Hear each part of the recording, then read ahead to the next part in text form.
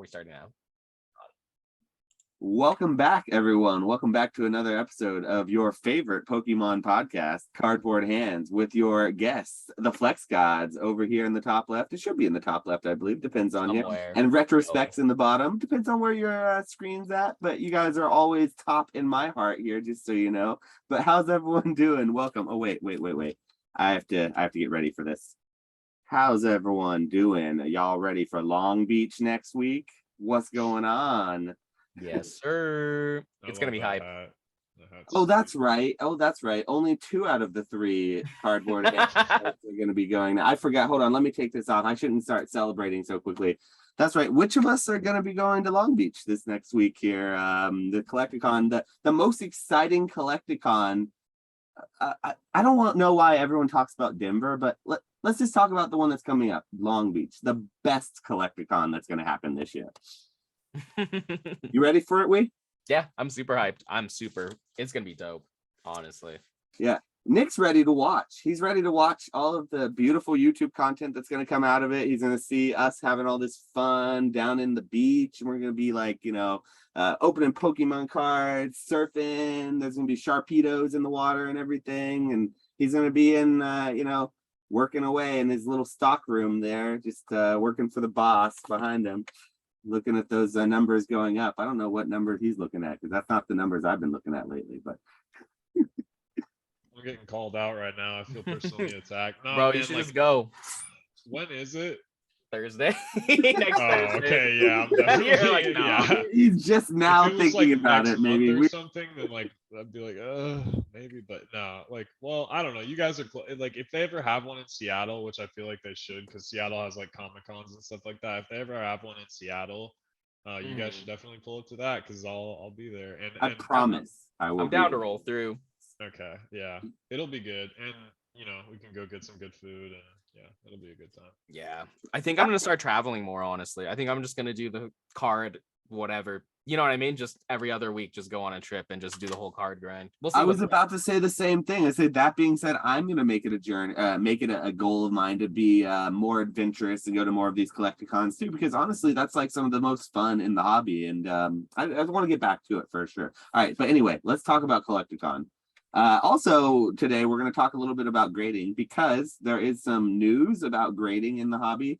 BGS, for the first time since 1999, I heard the dial-up tone in the background going as they booted up their old computers. They finally took the dust off, and they're going to update their website. At least I think that's what they're doing. They're doing some updates. So we're going to talk about a little bit about grading companies, because also CGC made an announcement just the other day about their turnaround times, and PSA still being PSA. So as always, we can't help but talk about grading companies here. So we'll also talk a little bit about that, and then maybe we'll touch about the state of the hobby right now, just kind of before and after Collecticon, just because I actually feeling pretty good about the hobby. So maybe we'll touch base a little bit about that. So that's kind of the episode for tonight, unless you guys can think of some other things. But that's what you guys are in store for. So thanks for hanging out with us. Go ahead and like and subscribe if you haven't already, and buckle in, because we're going to go ahead and get started here. But yeah, Collecticon, first thing first. Collecticon this Thursday. Well, it's technically this Saturday, right? Saturday and Sunday, but we're going to be going out. I know I'm going to be going on Thursday. You're probably going to be heading out. I think you said sometime around the same time, right? Yeah, I'm leaving Thursday morning, so Yes. It's a 12-hour drive. So leave at 8 or 9, get there around 8 or 9. Hopefully, we'll see what's up. It's an 8-hour drive for us, so you're driving as well. Nice. Dude, yeah. So who are you going with? I'll be going with my significant other, so we'll have my girlfriend there with me. And but who are you going to be rolling with? I'm going with Van, and then I'm going with my 2 sisters. So my sisters they're not even gonna go to the convention. They're just going to go on vacation. So nice. Yeah, no, it makes my life easy, because they're down to split the cost of things. So it's half a trip. You know what I mean? Yeah. No, I'm there. I'm ready for it. I just went and bought a bunch of new t-shirts, and I got swim trunks, and I'm getting ready for vacation mode. After Long Beach, we're gonna do Disneyland for a couple of days too. So I'm really getting ready for the whole vacation vibe. I sold a big card recently, so I'm ready. I'm all flush with cash for it. So it's good to go. It's good to go for sure. I'm actually legitimately excited now. Damn. Yeah, no, I need to get swim trunks. Yeah, I mean, I doubt I'm gonna have any time to actually use that kind of like. I doubt I'm gonna hang out by the pool. Like, I just don't see like the Pokemon experience involving like lounging by the pool. But maybe, who knows? I'm open for anything.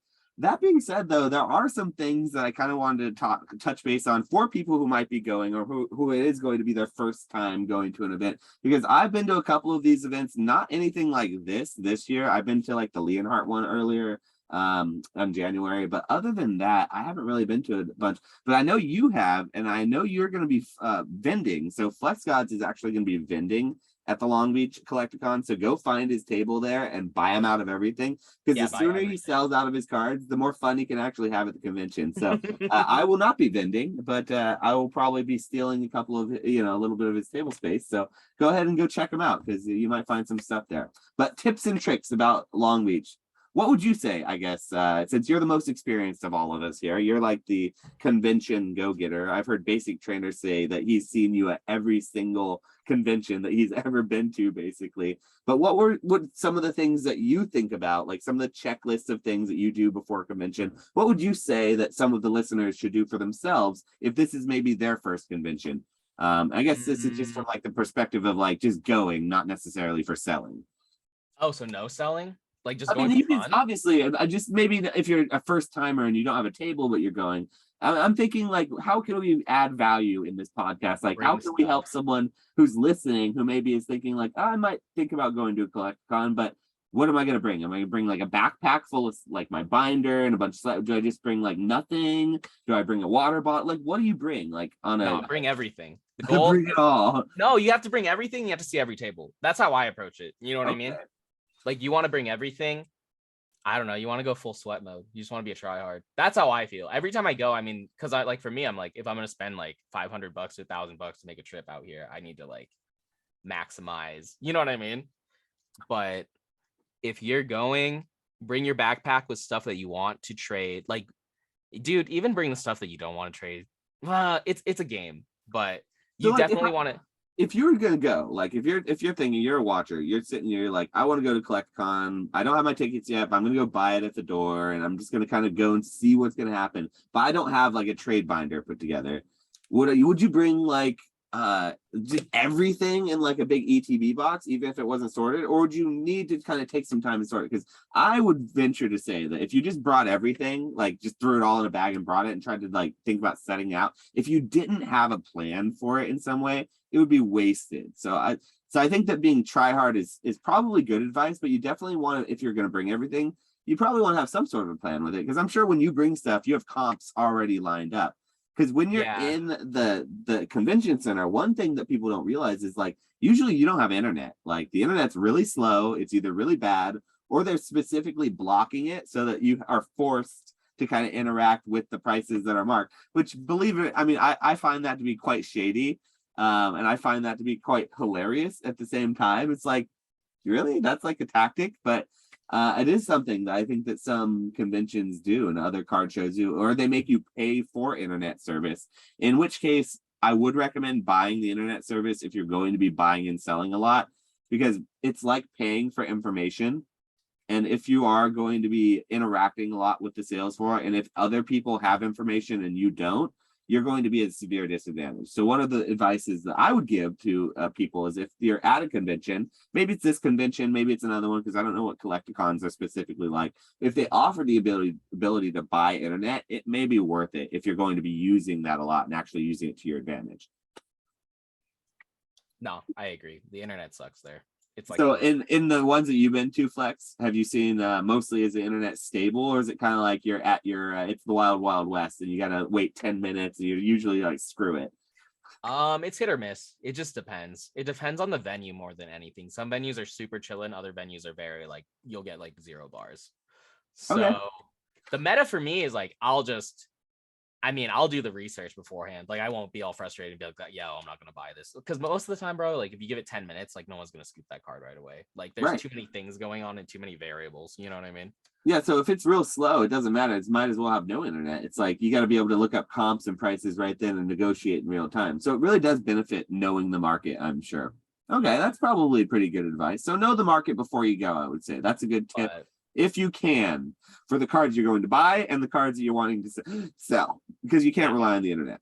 No, Okay. definitely. And what about the day as far as like when you arrive? Do you always arrive like before the opening, like the ticket, the rope drop, so it speaks, like in the beginning of the day, or do you just kind of wander in as you like to?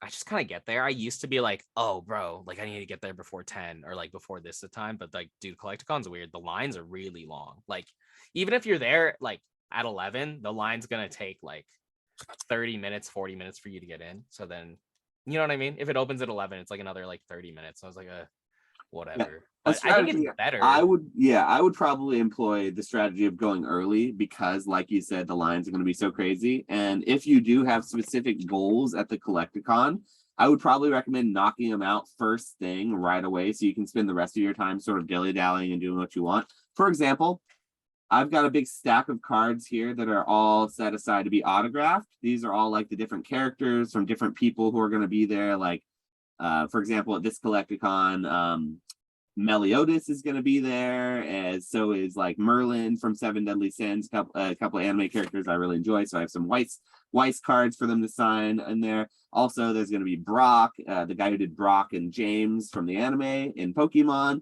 Of course, Ash is going to be there, Serenato Kenny. So I'm going to have her autographing some old Topps cards. So if you are planning to get anything autographed, I would probably recommend doing that in the very beginning. That's at least what I'm going to do. So you get it out of the way and you're not waiting in line for like, while everything cool is happening around you. So I would also recommend, if you are going to be going to get things autographed, to have it already set aside and kind of, planned out, because you don't have to like be looking for stuff at the convention center to then get autographed by the, your favorite person, because they're going to probably charge a bunch for that. So are you, have you looked at the roster? Are you going to be getting anything signed? Any cards or anything signed? Yeah. I thought about it and I was like, nah, honestly. I'll be getting some stuff. Like I think autos are pretty cool on certain cards, like Topps cards. Like I really like them on Weiss cards because it's like having a signature, but so I've got some cool stuff set aside for that. But there's a bunch of the sailors are going to be there, like Sailor Venus, Mercury, Mars, like there's all the, not Sailor Moon, but like pretty much all the rest of them are going to be there. So that's kind of cool too. Yeah. I mean, there's a bunch to do. So, I mean, if you're not going for just the cards, if you're just going for like other stuff, I'm sure that there's going to be plenty to do for people. So I'm also excited about that. And that's another reason that I'm not going to be vending too, because I wanted to be able to enjoy the entire event, really walk around and kind of do stuff. And so I didn't want to be stuck behind the table, really. No, that makes sense, dude. Being mobile is way better in a lot of ways. Like, it's a lot of fun. Like, I think I'm gonna like make Van like take over the stand like for a couple hours so I can walk around and like try to find a bunch of stuff. Yeah, it'll be a good thing to have Van there to tag team it. Basically, that's infinitely useful. Like, if I was gonna do that and I was going to have a booth or something, I would probably have to have a tag team, or at least two other people helping me, because you don't want to be stuck there. Yeah. Dude, being stuck at the booth sucks, especially if it's like slow or you're not making any sales. And it's like, dude, like on the floor, there's so many deals and there's so many opportunities that it's like endless. But the thing is, like, that I've seen with vending, like I've done vending with sports cards, is like you get a lot more deals that you wouldn't get from walking the floor. Like, you get homies just being like, yo, like, do you want this? And they just walk up with like crazy stuff. You know what I mean? Like, the walk-ups are wild. I think because you have an actual table so people will find you. That makes sense. Yeah, no, the walk-ups are crazy. So like people will just come up with like crazy grail cards and be like, yo, you want to trade? And then you're like, bet, I got you. And then but we'll see how it goes. Another thing that we were talking about right before we went live here, that definitely, if people aren't aware of, is you need to try to go to the trade nights. The trade nights and the after events that happen at these events are typically some of the most fun, and where you'll be able to get the most interaction and the most play for your cards. I think that we were talking about that because it's like when you're at the event, you're kind of, the sellers are in their selling mode. They have their table in front of them, and if you want to vend to them, you can buy it, you can sell to them, but they're going to try to get like 50% comp, 60% comps. They're going to be really aggressive with it. Whereas if you go to these trade nights and no one has a table in front of them, everyone's at an equal playing field, it sort of helps people kind of feel more comfortable trading. So I feel like more movement and more action probably happens there. And that, I think you were saying that. So would you find that to be true? Do you think that the trade nights are where you actually want to probably trade if you're going to try to move things, or, you know? Yeah, I think it's in a weird place right now. Last Collecticon, there wasn't like a crazy trade night like being run, you know what I mean? Mm-hmm. So, but I know from sports card trade nights, those go dumb. Like those are way bigger than like the conventions themselves sometimes. It's just like you were saying, it puts everyone on like an even playing ground. So then it like everything feels a little more fair. People are keeping cash moving, they're keeping cards moving. It just feels a little bit better. So I haven't experienced a crazy Pokemon trade night, but I've experienced like a crazy sports card trade night, and those go dumb. So it just depends on how big the event is and where it is. And I don't know, just keep an ear out, figure out where the trade night is and just go to it. And then, you know. Yeah, and Long Beach has Frankensons, which is it's not in Long Beach, but it's closer to Long Beach. Frankensons is like an indoor convention that's like all cards and collectibles all year long. So it's basically like a Collecticon that happens every single day. And that's also right there. So I've actually heard rumblings about a trade night happening like the night before, sort of that Thursday or that Friday at Frankensons.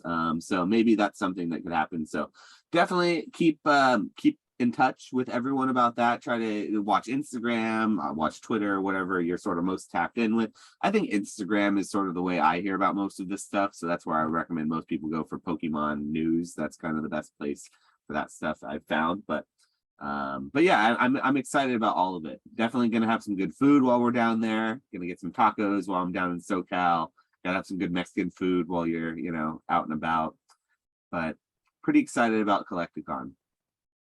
Yeah. You know, maybe we'll go to Denver. Maybe we'll make it out to Denver so Nick doesn't have to feel so left out. But go to Denver. Go to all of them. Go to Denver. Everyone's talking about Denver. I feel like Denver has been the most hyped up, and that's both a good thing and a bad thing because, like, poor Swami in his house. I don't know if it's gonna be, you know, he's not gonna be able to handle it. It's gonna be too many people there. I think it's gonna be a really good time. There's just a lot of people going, and Denver is like a pretty collectory area, I guess, already. You know, like they got Mile High Comics and stuff like that. So I actually really want to go to the comic book store a lot. So yeah, but I'm excited to hear you guys' experience from Long Beach, so that like maybe I could, you know, better prepare for Denver. Because yeah, I've been to like local card shows and stuff like that, but I've never been to a Collecticon or a big, you know, card show or anything like that. So.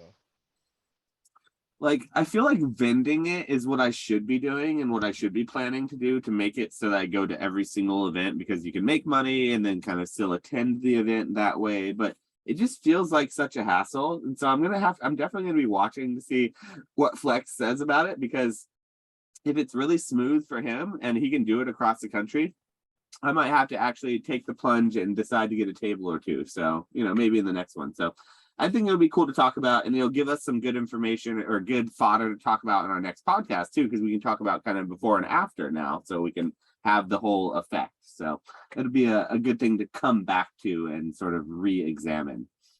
But that being said, I did kind of want to touch base on also some of the other things that were happening in the hobby lately, because we have had, you know, besides Collecticon, a couple of things happening around us. It hasn't been the most exciting month or so. Ever since Astral Radiance came out, I feel like it's been a bit of a drag, not to be, you know, Shikamaru or anything, but it's been a bit of a drag lately. So I've been kind of waiting for more excitement, and it still feels like that was a goated reference. That was a low key, but very my life is pure Naruto right now. I'm on the end of Shippuden, and so we've watched probably 400 episodes of it in the last 6 months. I'm going through it for the first time, so my whole life is ninjutsu. So yes, anyway, Pokemon is finally starting to catch my interest a little bit again. What with their announcements with the VMAX Charizard UPC box, like, okay, yeah, roll the eyes, roll the B-roll of the UPC crazy, you know, people elbowing their way and trying to resell for 3 times retail value,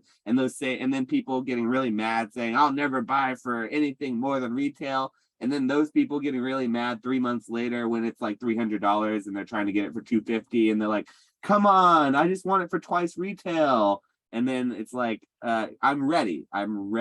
My body is ready for the excitement. It's ready for the annoyance. It's ready for the millions of YouTube videos that is. But my question is, are you guys ready for that? I have strong indifference. Yeah, that's my answer. Indifference. Neither of you deal in the hype that is modern crazy stonks. Like I feel like you specifically, Retro, you go away from that. You're like, I want Prism Bandais, I want 1998 or before. I don't want nothing to do with all that modern Pokemon garbage. If it came out of a vending machine and a box, I'm there. Whereas Flex, I don't feel like you're strongly against it, but I definitely feel like I've never seen you talk about modern unless it was Hidden Fates. The only modern I've ever seen you talk about is Hidden Fates, in which case you're a bigger fanboy than I am. So that's fine. I am also a Hidden Fates fanboy. I like modern, I guess. Like, I think the arts are really dope. I think the cards are cool. I won't go out of my way to get any. Like, if it's like in front of me, like, you know what I mean? Like, watch, I bought. What modern card did I buy yesterday? Yeah, what was the last thing you opened from modern? I think you told me you opened in Pokemon Go ETB a while back, like when it first came out. There's actually. Sorry. I bought this. I mean, I feel like stuff like this is so like such an easy play. You know what I mean? You bought singles. It's a single. I know you buy the single and then you grade the single and it gets a 10 and then life is chilling. Yeah. Correct. Yeah. Correct. So it's all flip. I'm saying modern is like, for people who buy modern, they usually, if they're buying singles, they're flipping it, or it's for the collection, they're smart. But like, if they're just opening packs, it's just the experience, and you're not there for it. You're not there for the experience anymore, right? And I'm not either, to be honest. I don't blame you. Like, I open it for other people, but I don't open it for myself, because like the opening experience since Celebrations hasn't really been good. So like, it's expensive too. You know what I mean? Like, it's not, if it was like $75-$80 for everybody or whatever, like, cool. But if you want to open a good set, you're paying like $125 to $150.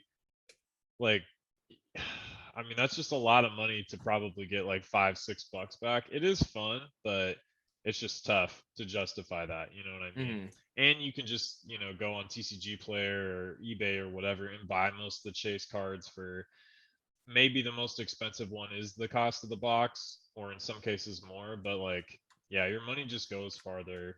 But it is fun to like open with your friends or whatever. Is it though? Is it fun to open with your friends?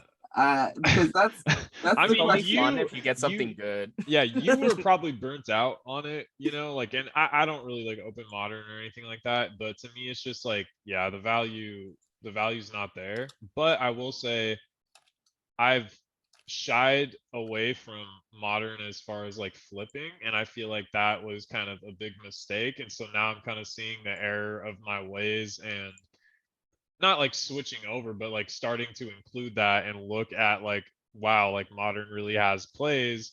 I think sometimes you get so caught up in like what you're really interested in and kind of like miss what's right in front of you, like simple easy plays like 25th anniversary Charizard. It's stupid. It shouldn't be the price it is, but it is the price it is, and people love that card. You know what I mean? So what are you gonna do? Fight and complain and yell at the like stuff that's right in front of you just because it doesn't necessarily do it for you? I feel like you can sometimes miss it as a play when it's like it's so obvious.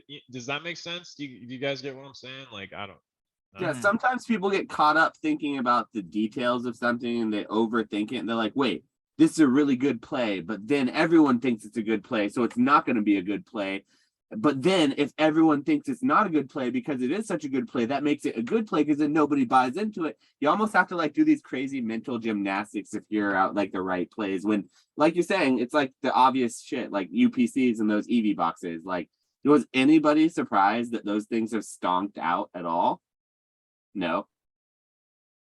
But yeah, that being said, the new Charizard UPC, that was announced. That was what this whole conversation spurned.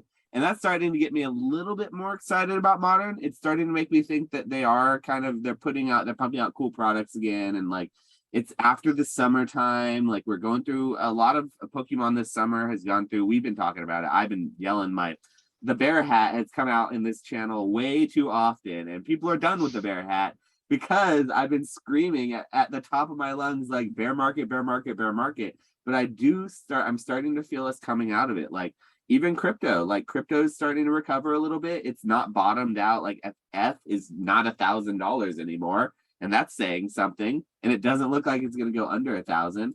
We're also seeing Bitcoin kind of going up a little more. And whenever I see those markets start to move as well, I feel like it's very indicative of the rest of the market too. So I do think that we're coming out of this cruel summer. We're coming out of it pretty well right now. I just looked up the Charizard box on PokeBeach. That seems like a no-brainer, right? Like 3 Charizards, like 16 booster packs from all of Sword and Shield era, which Sword and Shield is amazing. Sword and Shield has some of the best sets ever made. Like, I don't care what people. Have you seen the alternate art? I mean, yeah, the alternate arts are cool for sure, but like, yeah, it's gonna be a good product for sure. Like, if I can find one at Target or something like that, yeah, I'm definitely that's a no-brainer. I will say it now, even if you can't find it in Target, I recommend people go and buy it above retail. People are gonna get really pissed because they're gonna think I'm sitting here because I'm the guy getting them for lower than retail and then benefiting from selling them over. But I am just going to be the first one to tell you, people are going to be really salty when it comes out and they can't get it at retail because they didn't stand in line at Target for 4 hours at 4 a.m. and wait. And then the 4 guys in front of them, they got 2 each, those assholes. They're supposed to only get 1 each. How are those Target employees going to let that happen? They should have taken their blicky out and then blasted them. But but what's your price target? Like how much is too much to pay for this on the secondary market to where you're like, okay, most of the meat is like no longer on the bone. You know what I'm saying? I can only look at past releases and use that example for my potential predictions. And so let me use the Ultra Premium Collection as an example. The Ultra Premium Collection came right out and on the get-go was $365 from the get-go. $129 or $139.99 product was $365. And so I was able to either buy 1 case, my allocation was 1 single case of 4 for like $89.99, whatever the wholesale price was, or maybe a little higher than that, whatever it ended up being at the time. Or I negotiated with my distributor to buy as many as much more at a higher price at basically a increased market value to account for the market price of what they were selling for. And so I opted for that. And so the price when the product was going for $365, the price I negotiated for was $200, and I bought all the way up to $250. So I bought on the first initial round, I bought 8 cases at $200 per of the Ultra Premium collections at that increased rate, and I sold almost immediately all 8 cases. And then I went back, and when I went back, my price was raised again because the quantities were lowering and the writing on the wall. The prices were going down, so it went from $365. It was going to $325, $300, and at this point, it was December, January of 2021.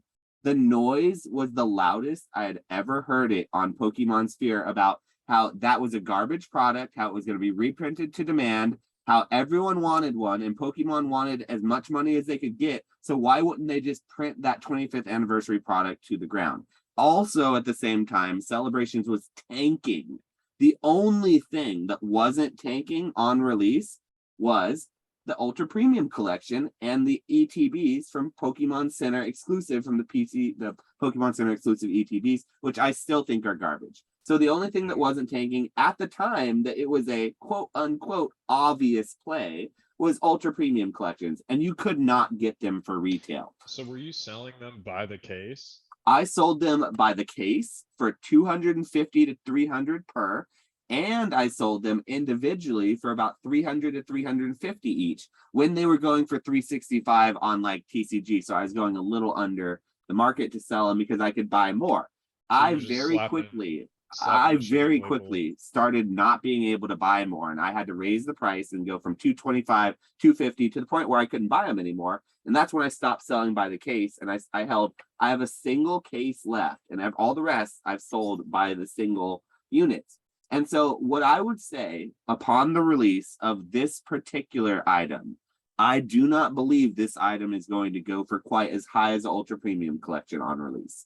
Both because it's not as premium as the Ultra Premium Collection, and it's not the 25th anniversary, and we're not in that stonk crazy, hype dog 2020 coming out of the crazy, bull market anymore. And so it's a totally different market.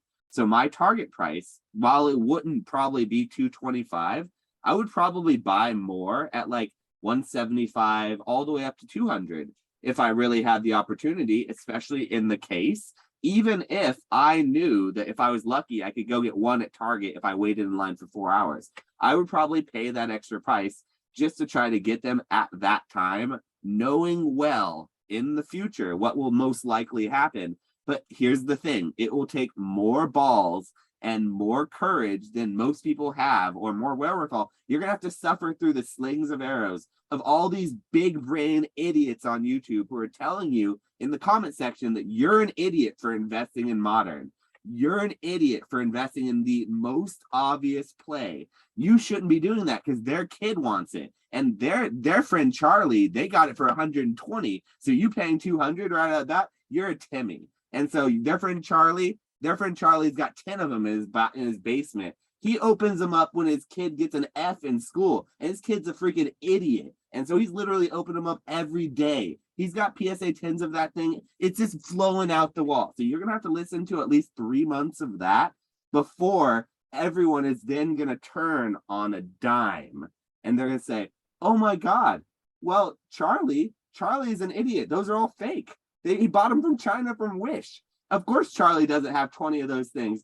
Charlie's a freaking idiot. Sorry, anyone named Charlie out there. I'm not trying to, but I'm talking about the Charlie who bought all the fake Wish products, and is sitting there in his basement now, and he's being railroaded for it. And so then when the tide turns and people start to realize, oh shit, maybe this thing was a no-brainer, it's going to be too late. And so, yeah, I'm excited because it's just going to be the whole thing over again. And I'm just going to do the same thing I always do. And I'm going to tell people what I do. Like, I'm obvious. Like, I've always said this. I'm pretty sure you could go back to our podcast when the UPC was coming out. And I was saying this exact same thing as it was happening. I'm just like a broken record. But, it's just one of those things. People don't learn. Hindsight's 2020. And what do we learn? People don't learn. So that's why we're the professionals, right? Yeah, I'm interested to see how you do. I agree with you that it might not go like quite as high price wise, but just because like people might not have as much money this winter as they did, or discretionary income, I guess I should say, as they did maybe last winter. The product's already like $20 cheaper MSRP or whatever out the gate, so they're not metal cards either. They're the etched gold ones, like the Zacian and Zamazenta, kind of like the black and gold. So I bet you it's going to be like black and gold. So I mean, it's going to be cool. Black and gold Charizard is going to stonk, like that's. Yeah, it's going to be cool, but it's not as cool as the Ultra Premium Collection, which is also with all those other factors leads me to say that it's not going to be as crazy. But I do still believe it will sell out, and it'll be one of those products that'll be like going for more than its retail. I don't know if it'll quite hit that 300 or even the 250 mark, because like now they have the printing facilities, there's not as much limitations. Maybe they're still printing to demand of 2021, 2022. So maybe there'll be like that flood that comes, and then maybe we'll see the first ultra premium product really fall. But it is one of those things that feels like an obvious play. And I do think that people are going to miss it. And I think that people are going to get really angry and emotional about missing it because of how obvious it is. And they're going to feel dumb because they had the opportunity. And that's where these like emotions come back up later on, is because they had the opportunity and then they're beating themselves up about it, even if they don't want to admit it. That's kind of why people get so emotional about it. Have you had any plays like that, Flex? Like stuff that was just like so obvious and then you were beating yourself up or you were mad that you didn't like follow through with it or anything like that? Sports, Pokemon, Mm, whatever. I'm trying to think. I mean, I feel like back to Hidden Fates, but I feel like Hidden Fates was super obvious. There was this one point where there's like a second reprint, and dude, I saw so much Hidden Fates for so long, for like an eternity. But I was still pretty new to like all this stuff, so I was like, I feel like I can't kick myself for like thinking about it. But dude, there's so much Hidden Fates. Like, you know, what are those? The Rayquaza figures? Mm-hmm. Dude, I let those sit on shelves all day long. I think those are like what, like 500, 600 at like something around Like that. 300. They're dropping. They're one of the few things. They're like 350 tops right now. Oh I see dang, them that's going auction. crazy. But yeah, I don't Yeah, know. like that feels bad to me. Like Hidden Fates being the price that it is feels wrong to me. And I was just talking about the other day how when it's too late for Hidden Fates, it's gonna be way too late. It's like, What do you mean? so Hidden Fates is the next Evolutions. So Evolutions was an obvious and a play that nobody wanted to make because it was readily available and it didn't move for so long. But when it was too late, it was way too late, and nobody was willing to touch it because they knew what it was. Hidden Fates is that, because Hidden Fates, since what Flex is talking about was the reprint of November 2020. So there was a narrative. Let's go back. Let's go back to 2020. All right, guys, 2020. We're all young greenhorns. All right, there are no such thing as alternate arts except those garbage Sun and Moon GX alt arts that people count as full arts. Okay, Nobody wait, wants really quick though, really quick. Flex, did you leave them sitting on shelves because like you were new and you didn't have a lot of card money, or did you not think that they were like Oh, I was new. New, no card money, scared. Scared to drop okay? 50. How much were they? Like 50 bucks, 75 100 bucks. They're like Okay. 70 75 bucks? Should. All right, Should yeah, I was boy. just Should wondering. 99. inner I think boy. that's what it was. But Okay. there was one point where I had a little bit of card money, and it's when the Hidden Fates tins were coming out a lot. I think it was Hidden Fates tins in those weird like Walmart boxes. You know what I mean? It's because you could literally flip everything from that point. Like you could literally buy any Hidden Fates product and flip it for 2 to 3 times. So you're probably in the same place I was at that point, where literally Hidden Fates was creating money for you. People loved Hidden Fates because it created wealth for people who knew what they were doing. Like, dude, sports cards during that time was messed up too. Like blasters, bro. Like God, blasters $20, but they sell for $80, and it's like, dude, oh man, I got in at the craziest time for sports. I hate when That's people another look thing back too. at that and say they don't like it, because like you're saying, it's such an exciting time. Like people talk about how that's the worst time because like they couldn't get, but that was such an exciting time, wasn't it? Mm-hmm. Yeah. So anyway, Hidden Fates though was that. Let's go back to 2020, because like you said, it was sitting on the shelf like the big premium ones because people wanted ETBs, right? And that's what you would go to buy, or you go to buy the $20 tens when they were on clearance for like $15 or whatever. But most of the time, people they just kind of they bought it and that it was gone. But now you see Hidden Fates, it just sits. Nobody wants it because you can't find it at retail. But then once you buy it, it's not exciting anymore, because there was, back in those days, there were no alternate arts. There were just the Sun and Moon alternate arts, which people didn't really care for. Why do you think that is, by the way? I know you're a big fan of them, but why do you think that people, like, until the Sword and Shield alternate arts, why do you think they didn't appreciate those old school alternate arts? Dude, I don't know. I think it just took time for it to sink in, and they were like very of the era, and people needed the hype to see how cool they were. Like, not to be like that, but I like, sometimes I feel like people just like, it's like things are there, the norm is there, and they're like, okay, this is cards. These are what Pokemon cards look like. But then once the YouTube hit and people are like, yo, these are crazy. This art is crazy. All this stuff is crazy. They're then people so go, rare. oh, wow, this is crazy, bro. And it's like, they're hard to get. They're really hard to get, the alternate dude, Sun and I Moon. remember when I pulled Latios, dude, I got that out of a $1 pack. And I was, Oh my gosh. I was like, bro, this is crazy. And then I looked at it and I was like, oh, it's a $20 card. It was literally $20. That card raw, yeah, $20 to $30 raw. Yeah, and I was like, Price Bake Jake hyped it up for forever, and it was only $30.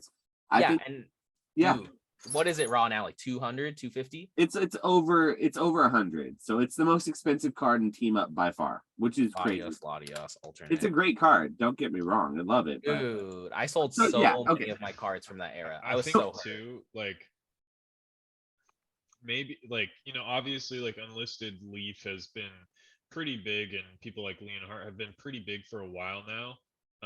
Bigger than, you know, like a channel that's more about niche stuff like, you know, SM Pratt or something like that. Modern, there's a massive community, like most YouTube content, or the highest, I guess, consumed YouTube content about Pokemon is around Modern. Modern is like what's most accessible to people, whether like you like it or not, or you think it's overprinted or whatever. The fact of the matter is like most people are coming in through Modern is most accessible for everybody. You don't have to get into a lot of super niche information or join special communities or anything like that. Like you can just turn on a Pokerev or a Twice Baked Jake or whatever and get some sort of like basic baseline of what products you should be buying if you want to start collecting or whatever. You know what I mean? And so I think sometimes when people try to galaxy brain stuff or whatever, because we're super engaged or we have a lot of knowledge about cards or whatever, like you look past Modern, but there's a lot of cool shit happening in Modern. Like the alt arts you guys are talking about, the team up, like it's sick. Like it's cool. Like the cards are good. Like they're popular. Like, but kind of like what Flex said, like it took a while for people to look back and be like, oh wait, these are sweet. You know what I mean? Because no one was really focused. There wasn't a community built around it. There wasn't like as yeah, I don't know. It's just interesting, you know, like for me, like I slept on Modern as a play, I guess, for like a really long time. And now I'm kind of realizing that it's there's just a lot of demand, you know.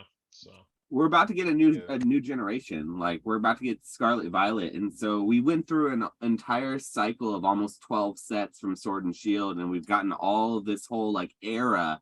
It really is very like nice to see the era, looking back at it and like looking at it as like each set, because like looking at the beginning of Sword and Shield, you look at the very beginning, like Sword and Shield base, Rebel Clash, Darkness Ablaze, going into Vivid Voltage, and like those sets are really, really like interesting because they're not like the ending sets from Sword and Shield. It reminds me of the Sun and Moon era, like in the beginning of Sun and Moon. Like you had the base set Sun and Moon, you had like the Ultra Prisms, you know, you had all these like these sets that didn't have tag teams in them, but they're very you know, Lost Thunder and like these interesting sets that like they're totally different, but they have their own unique identity. I do believe Sword and Shield will have that similar unique identity.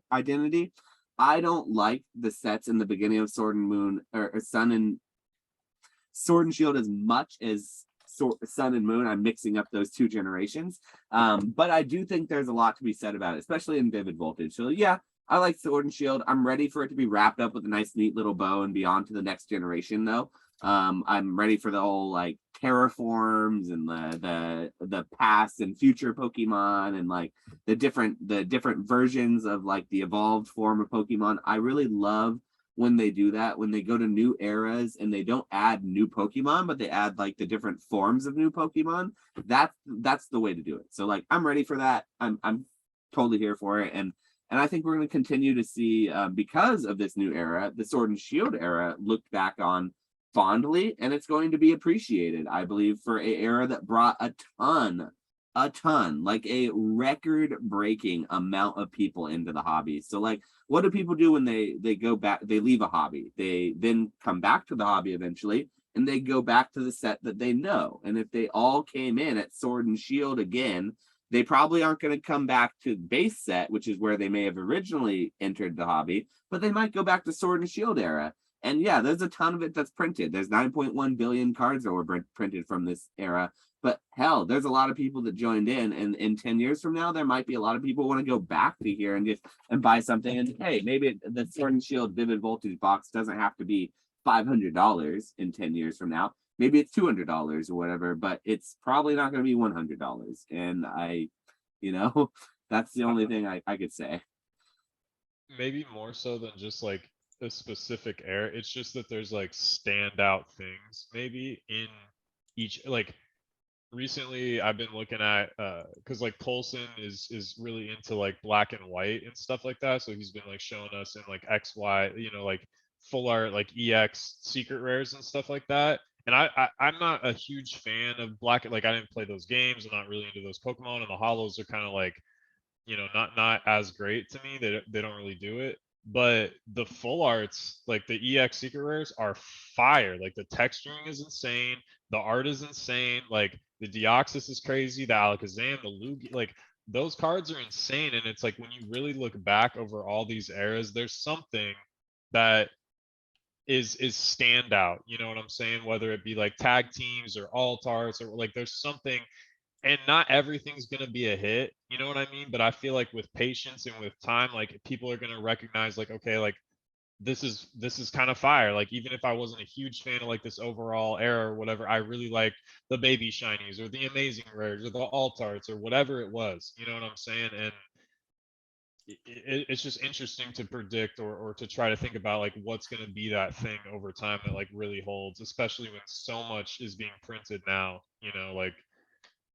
But there's a shit ton of demand for it. Bottom line, like alt arts are still selling for crazy prices. If you hit a 10, like people want them. Like there's no denying the demand for this stuff at all. So I almost wish that they would retire alternate arts after the Sword and Shield era and move on to something else that's equally cool, so that the alt arts keep that uniqueness from Sword and Shield. You know what I mean? Like maybe not get rid of, because they had alt arts in Sun and Moon, but they were the tag team alt arts, and so like it would be really cool if Sword and Shield was that era with the alt arts, because there are going to be people who collect a whole binder of only alternate arts. There are already people who are just paying an arm and a leg to just binder out just alternate arts, one of every one, not even grading, not even doing, just literally put it in a binder. And that's going to be a thing for the future. And that's never not going to be a thing. Just like people binder out gold stars, people binder out like the shinings, they binder out the crystals. People want these binder sets of these ultra rare, crazy chase cards just for the art of it and the collectability. Because you're not going to be like getting a binder set of like Vivid Voltage Charizard non-hollows. You want to get like, the most rare cards. So it would be really nice if they actually retired them. But do you think the Pokemon would ever do something so risky as retiring their most popular form of like, or do you think they're just going to go on to the next thing, like the Terraform is going to be the next alternate art or whatever? Well, they faded away. Like if you think about it, like they have sort of they've faded off. So the induction of alternate arts, right? Okay, the first 4 sets of Sword and Shield had none. There were literally no alt arts. It was just rainbow rares or bust. Full arts and rainbow rares. That's what everyone wanted. And then they dripped them in with Battle Styles was the first set. They gave us like 6. I think there were like 6 in it. It was less than 8. And then Chilling Rain gave us like 12 to 14. And then after Chilling Rain, it was Evolving Skies. There was like 14 to 15 different alternate arts in Evolving Skies. So many alternate arts, like so many. And then they started dialing it back. Fusion Strike had a little less. Brilliant Stars had 4. Only 4. Alternate arts in Astral Radiance, there's 4. Only 4. But they started giving us trainer galleries. There. And so they shifted away from the alternate arts and into the trainer galleries. It's too much. It's too like trainer or character rare, trainer gallery, whatever you want to call it, gold cards, rainbow cards, V Star, V Max, alternate. Like it's just too much. Dude. That's my point. It's so don't you think it's time to start retiring some things? And they are shifting away from alternate arts, giving us less and less each set. We're no longer getting V Max alt arts. Have you noticed that? We've only gotten V alt arts. We have not gotten a single V Max alt art since Fusion Strike. Okay. So that's something that people don't realize, because they see the V's and they see the V stars, but there are no V star alternate arts either. Yeah. Another thing that's interesting to me too is because this is not the case in vintage most of the time, and like there's a host of reasons you could argue why, but in modern, a lot of the alt arts specifically in Japanese are significantly more expensive than they are in English. And yeah, people are like, the texture is better and all that sort of stuff. But it's just interesting to me that like in some cases they're like double the price of the English counterpart. And you could say, that's Japanese people's demand, and that might be partially true, but it's just interesting to me that it's like a lot of the modern chase cards in Japanese are so much more expensive than the English ones, when the vintage Japanese in a lot of cases is crazy underpriced, like a tenth of the price maybe, or less than the English counter. You know what I'm saying? Like it's just, I believe yeah, that I don't know. It's modern weird to me. Japanese prices on certain single cards are more manipulated than anything in the English market. And I believe that those stores over there do more price manipulation than we on the English side collectively do as a whole. They do it more targeted, in my belief. And so I believe the Giratina is a targeted buyout by stores that's supposed to prop up the set that's that's not really a very popular set. It's Well, propping it up with that one card. well, I Giratina apparently, like Colson's told me that like Giratina is really popular just in Japan as a Pokemon. So like I don't know if it's gonna be cheaper in English or whatever, but certain Pokemon are like more popular in English, and certain Pokemon are more popular in America, and certain Pokemon are more popular in Japan. So, but yeah, you could be right as far as like them trying to like artificially drive up the product, which then creates incentive for people to open the boxes.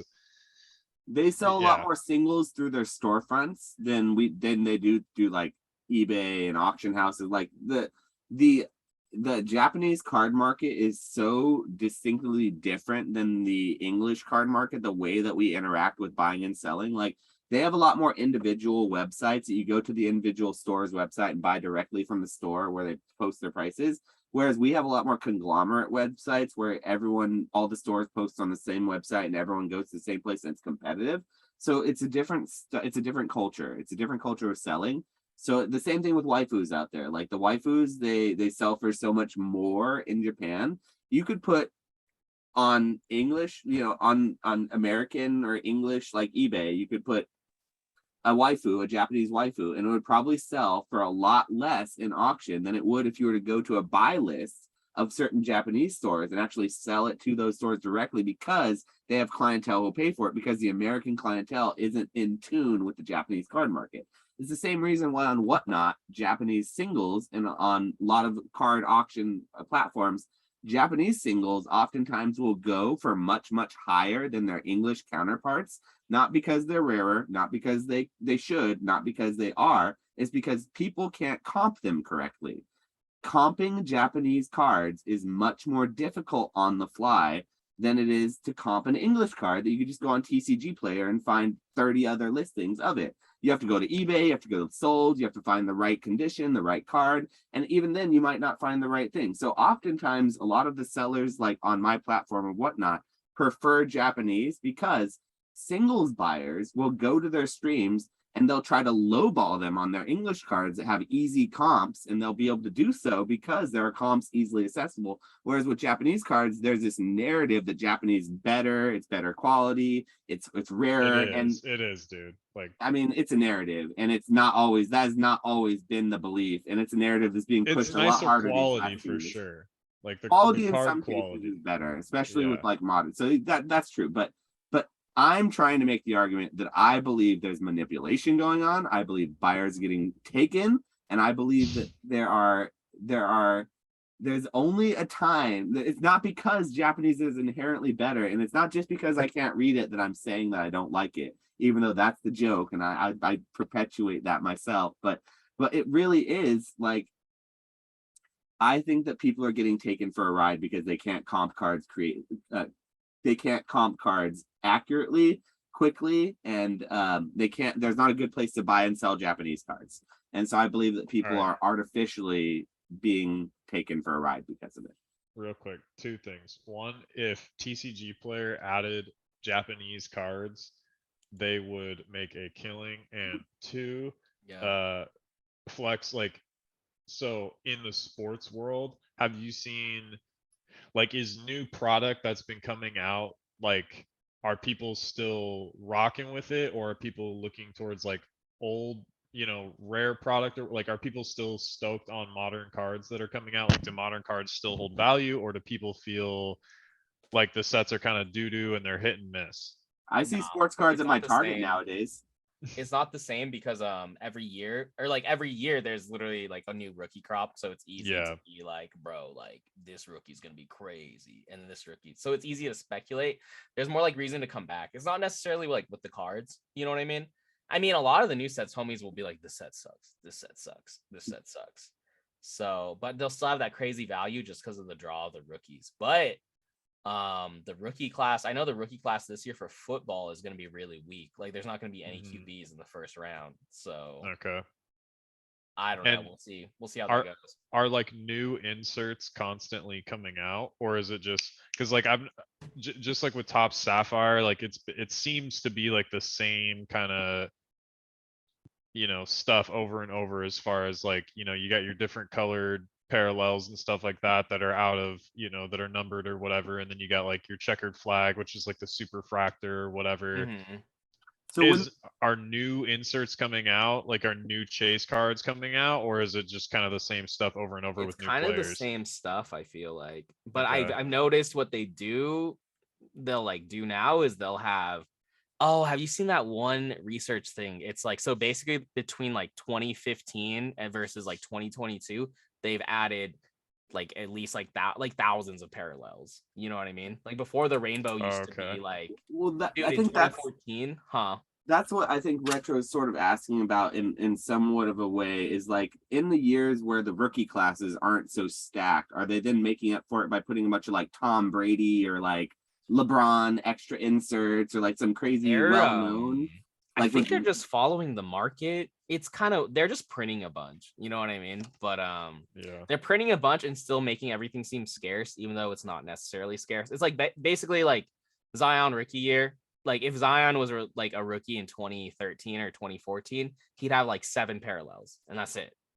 But since he's in 2019, he has what? He has green, he has purple, he has black, he has the yellow, he has the gold, he has red. You know what I mean? He has like, and it's like, dude, like the red, there's red disco, there's red ice, there's red ruby wave, there's like Zion has like, I don't know how many parallels. I think he has like 50 plus parallels, and every year they keep adding parallels. So people it's keep pulling the same art too, yeah, just on a different yeah. it's So just a now, how different do you feel color. about artificial scarcity? That being said, because like before, when we were talking in months past, like back when it was a more bull market, we were like, oh, we need to see numbered Charizards or whatever. It was kind of like, yeah, it's artificial scarcity is cool. It adds that chase. But like now that we're seeing sort of the downside of that, where like everything's artificially scarce and it's being pushed, like, do you feel the same way? Do you still think it's a good thing, or are you starting to see it like for what it is? It's like it's not really scarce, and people are like not into it.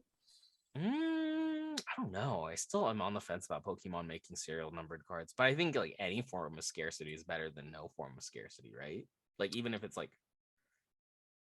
I don't know. I don't know how I feel about that statement, but it's like, I mean, I'd rather there be cool chase cards to chase than literally just only the Charizard. Like it would make Modern more fun for me. Do you know what I mean? Like if Modern had like, you can pull any card and you can get an out of 99, I'd be like, okay, I at least want to rip something instead of like, what am I chasing, a $40 alternate art card? You know what I mean? So what do MetaZoo people giving a golden ticket is the closest thing to like a true chase that I've ever seen any TCG do, and it was a flop.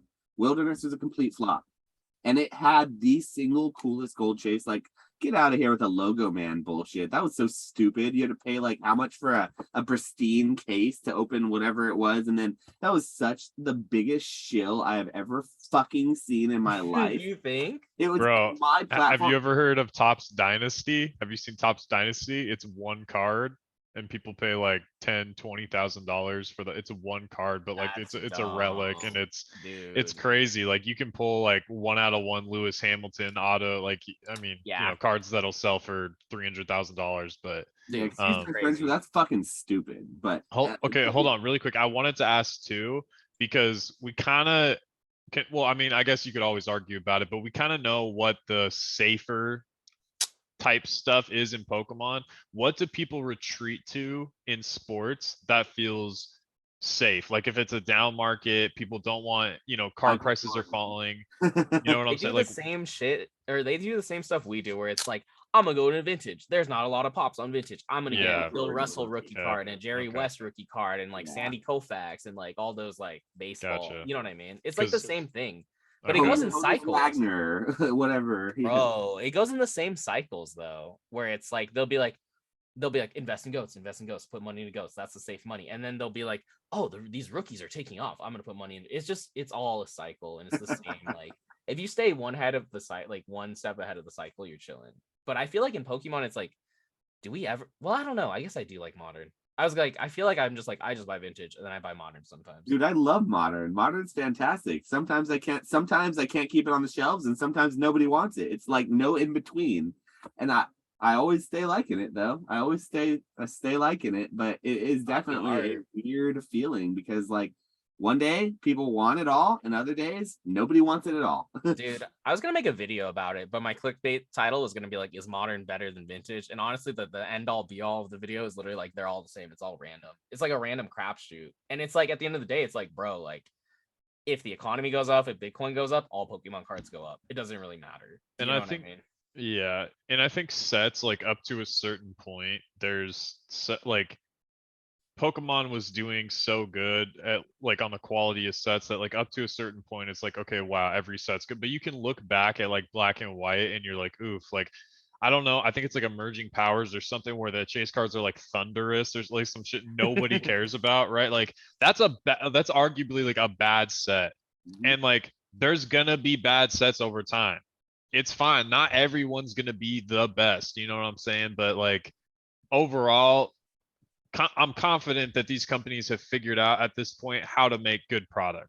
You know what I'm saying? So even if one is in sports or Pokemon, like if there's a flop, okay, it's a flop, but then like eventually there's going to be another fire set that people are excited about again. UPC that out the gate stonks super hard, whatever the case may be. Like it just feels like at this point, because there's so many people in, there's so much money in this shit, there's always going to be something that just stonks out the gate in modern sports, modern Pokemon, whatever, so. At the end of the day, to be 100% real, Pokemon is a very safe TCG comparatively. There's almost nothing in Pokemon that I feel very like it's all cardboard, right? But as far like I would feel really risky if my whole net worth and my business was on a brand new card game like this new sorcery TCG game that's coming out. I really like sorcery. I'm invested in sorcery. I am in the Kickstarter. I have booster boxes coming. I would never go all in or feel like I would feel comfortable putting into a business on that card game. Same thing with something like MetaZoo, something like Digimon that was gone forever, that just came back. It's like, yeah, it has a history, but it has no history in between and the downside. Something like Magic the Gathering, something like Pokemon, something like Yu-Gi-Oh! Even. All three of those, I feel so confident in just, for the most part, like, it's low risk. Like there it could go to zero. Like I'm not saying that there's no risk because there absolutely is. But at the end of the day, it is still Pokemon, the largest pop culture IP in the world. So like there's that. So like there's almost nothing in Pokemon where I'm like, you know what? That's just pure garbage. Because like unless it's a theme deck, and I've got a freaking theme deck, I've got a fire red leaf green, a theme deck case in the top of my closet right now, and I'm sitting here saying theme decks are garbage. I just paid almost $1,000 for that damn thing. So like there are things that were dead at one point that then become collectible because of the IP itself. And I want to say there's a reason why I started a Pokemon channel. There's a reason why I continue to do this every day, and in a down market, I'm still able to do what I do. It's because Pokemon is a good brand. It's a good brand. It's a strong brand, I would say. And that's something that I will say that isn't said enough on these. We're so critical of Pokemon. We're always talking about, but like it is a strong brand at the end of the day, and it's not that risky. Well, and let me ask you this too, Flex, because like with Josh, obviously like you're grading this Meji stuff, you're hitting tens on these crazy super niche vintage cards, making these big plays or whatever. But a large amount of your business is based on like modern. And so the prices and your margins on things are dictated by like how good Pokemon produces these new modern sets, like how big of a hit they are, how popular they are out the gate. So like Flex, when you source cards, like how dependent are you on new sports product coming out with like fire shit that people are going to want to chase so that then you can go hunt singles, grade them, make the multiplier? Or do you feel comfortable enough that like you can get enough work in vintage that even if the new sets aren't popping, if the rookie class isn't that hot, whatever, like you can still source good stuff to make plays with? Do you get what I'm saying? Kind of. I feel like it's more of a. I feel like it's less dependent on sets and it's more dependent on. Oh man, how do I say this? It's like it's a player based thing more than anything.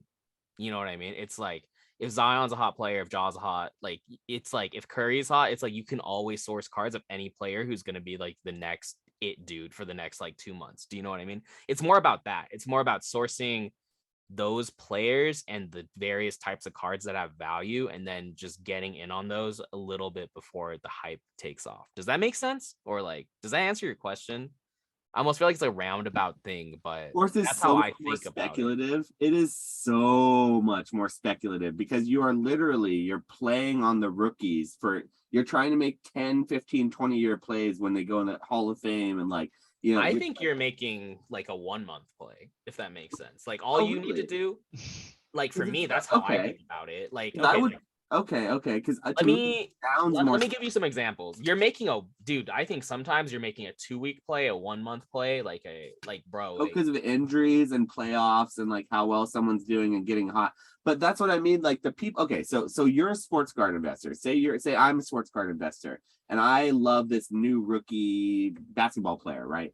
And say I'm really hot on him in the beginning of the year because he hasn't had any games. Okay, if he starts playing and starts doing really well, I'm going to be even more hot on him. So it's going to be more speculative. So I'm sure the market will probably drive those prices up more. But then he has one really, really bad game. The market tanks on him and he's like, no, nobody wants him.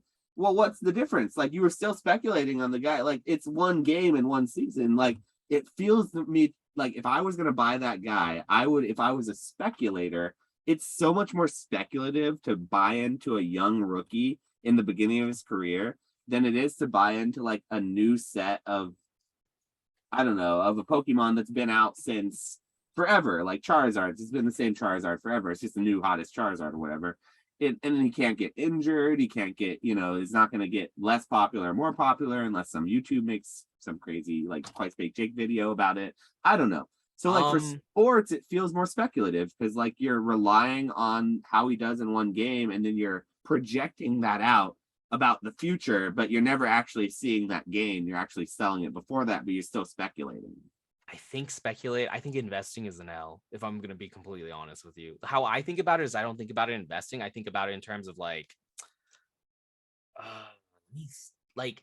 I'm gonna buy a card and I'm gonna buy it raw and I'm gonna grade it. And if I buy it raw for $100 and it graded goes 600, I'm basing it off of if I can make a decent amount of money if it nines, but I'm also basing it off of if I think the player can retain his current hype by the time I get it back.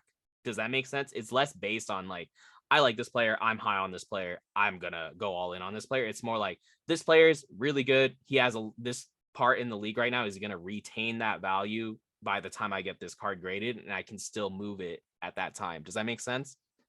Yeah, it seems really speculative to me. I don't know. It seems really easy to me because most players are like, bro, if they're good now, most of the time it'll carry 6 months from now or 3 months from now or whatever.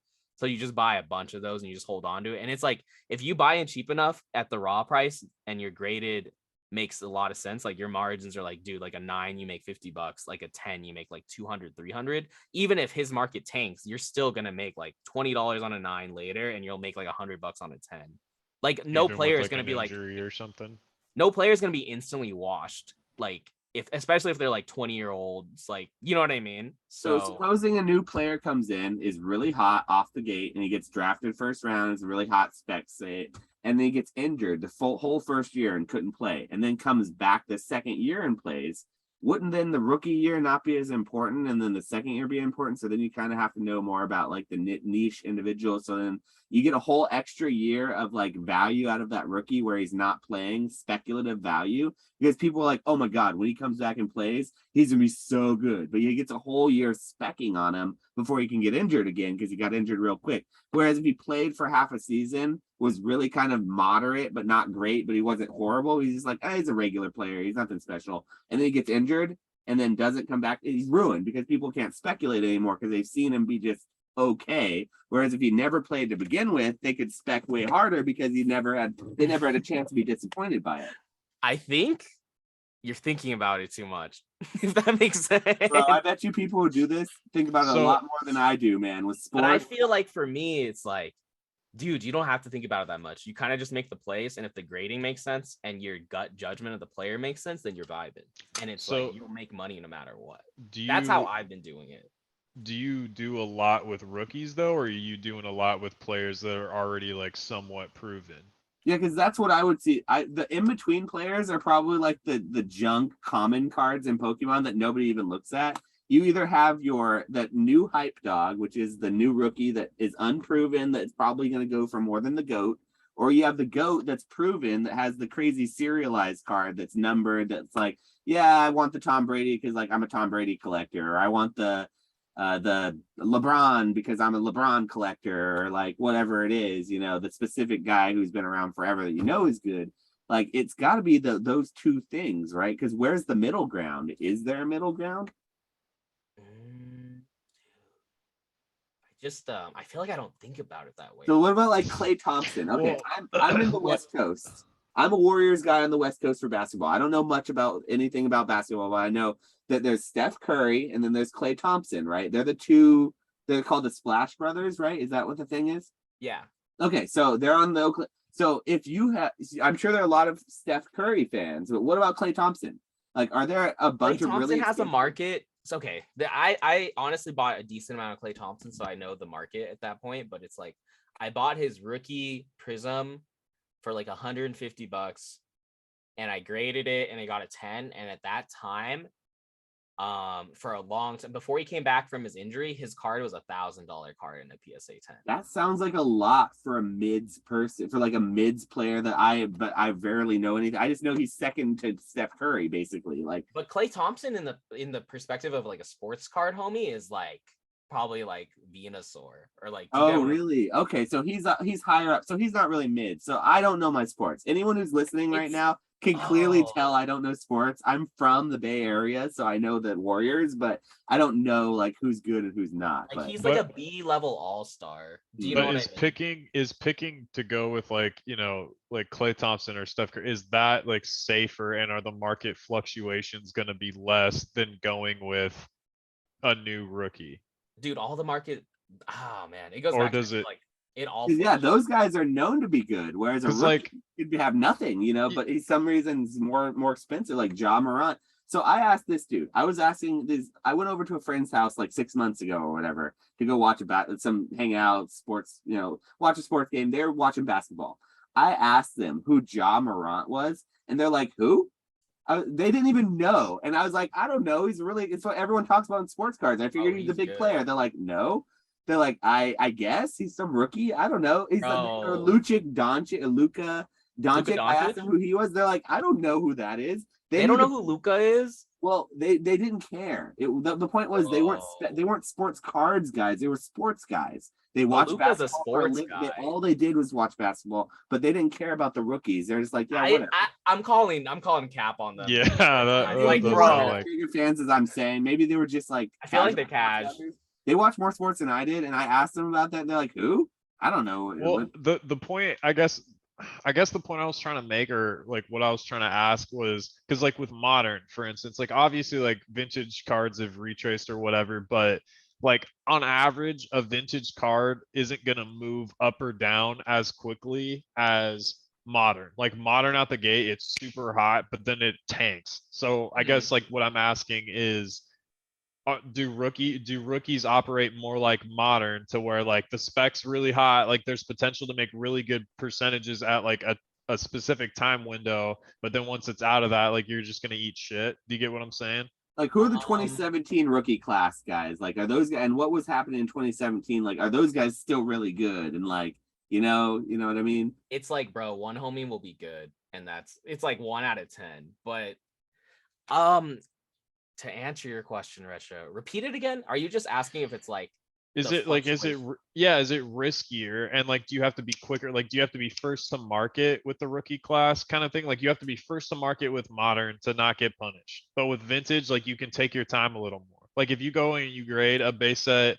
Blastoise, you could grade that tomorrow, or you can grade that 5 months from now, and it's still going to be worth a good amount of money. You know what I'm saying? But like a Mhm. rookie, for instance, it would seem that like you might need to like grade it while they're hot, because like 5 months from now, like they might not be hot, they might have like done really bad or gotten injured. Do you get what I'm saying? Versus like Steph Curry seems more proven to where like even if he got injured, people are like, okay, well, yeah, he got injured, but he's Steph Curry, he's a go, it doesn't matter. So then his price might not drop as much. Does that make sense? Yeah, I see what you're saying. I think it Like, does matter, but it's almost completely like irrelevant at the same time. It's like, Okay. Yeah, I'm just asking because I don't do as much in sports, so like I'm interested as like how people look at it, I guess, you well, know. that reminds me of like in Pokemon. So, do you know in Astral Radiance, there's a card that's called Origin Form Palkia V. Okay, Origin Form Palkia V is like a $10 to $15 regular V card in the set because it's incredibly playable right now. And there's no other way to get it except for an Astral Radiance, and you need the card for your decks. And so they are going to be putting out a collection box, a special collection box, which offers a promo of that card and a promo V star of it in a like a $40 box that comes with packs and a pin and all that stuff. And that's going to tank the value of that V card.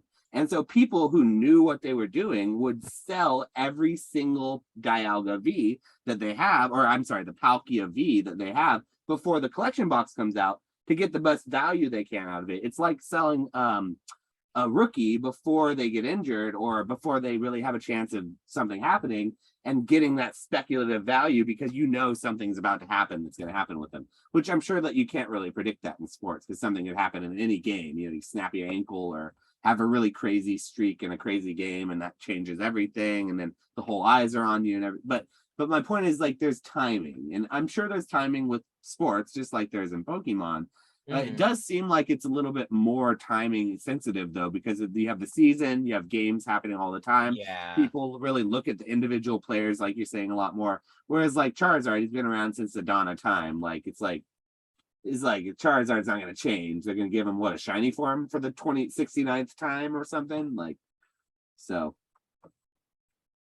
So I think that's probably what you're asking is like whether or not timing matters as much, and if there were safer plays in vintage than there were in modern. Because like for modern, timing matters a lot, unless you're talking about the long term, which timing doesn't really matter as much with modern. Well, I guess because I don't know, like I bought a couple Donruss, I think it was like Optic or something. It was like a mhm. football product, and I opened a couple boxes. I pulled a couple of Mac Jones, and Was I it a sold colored this. Mac Jones? Yeah, it was like a green Optic or something, and then there was like a Mm. red one. Anyways, I sold the green one for like $300. The next Yeah, week, the same card, because like the weekend I sold it, he lost or whatever.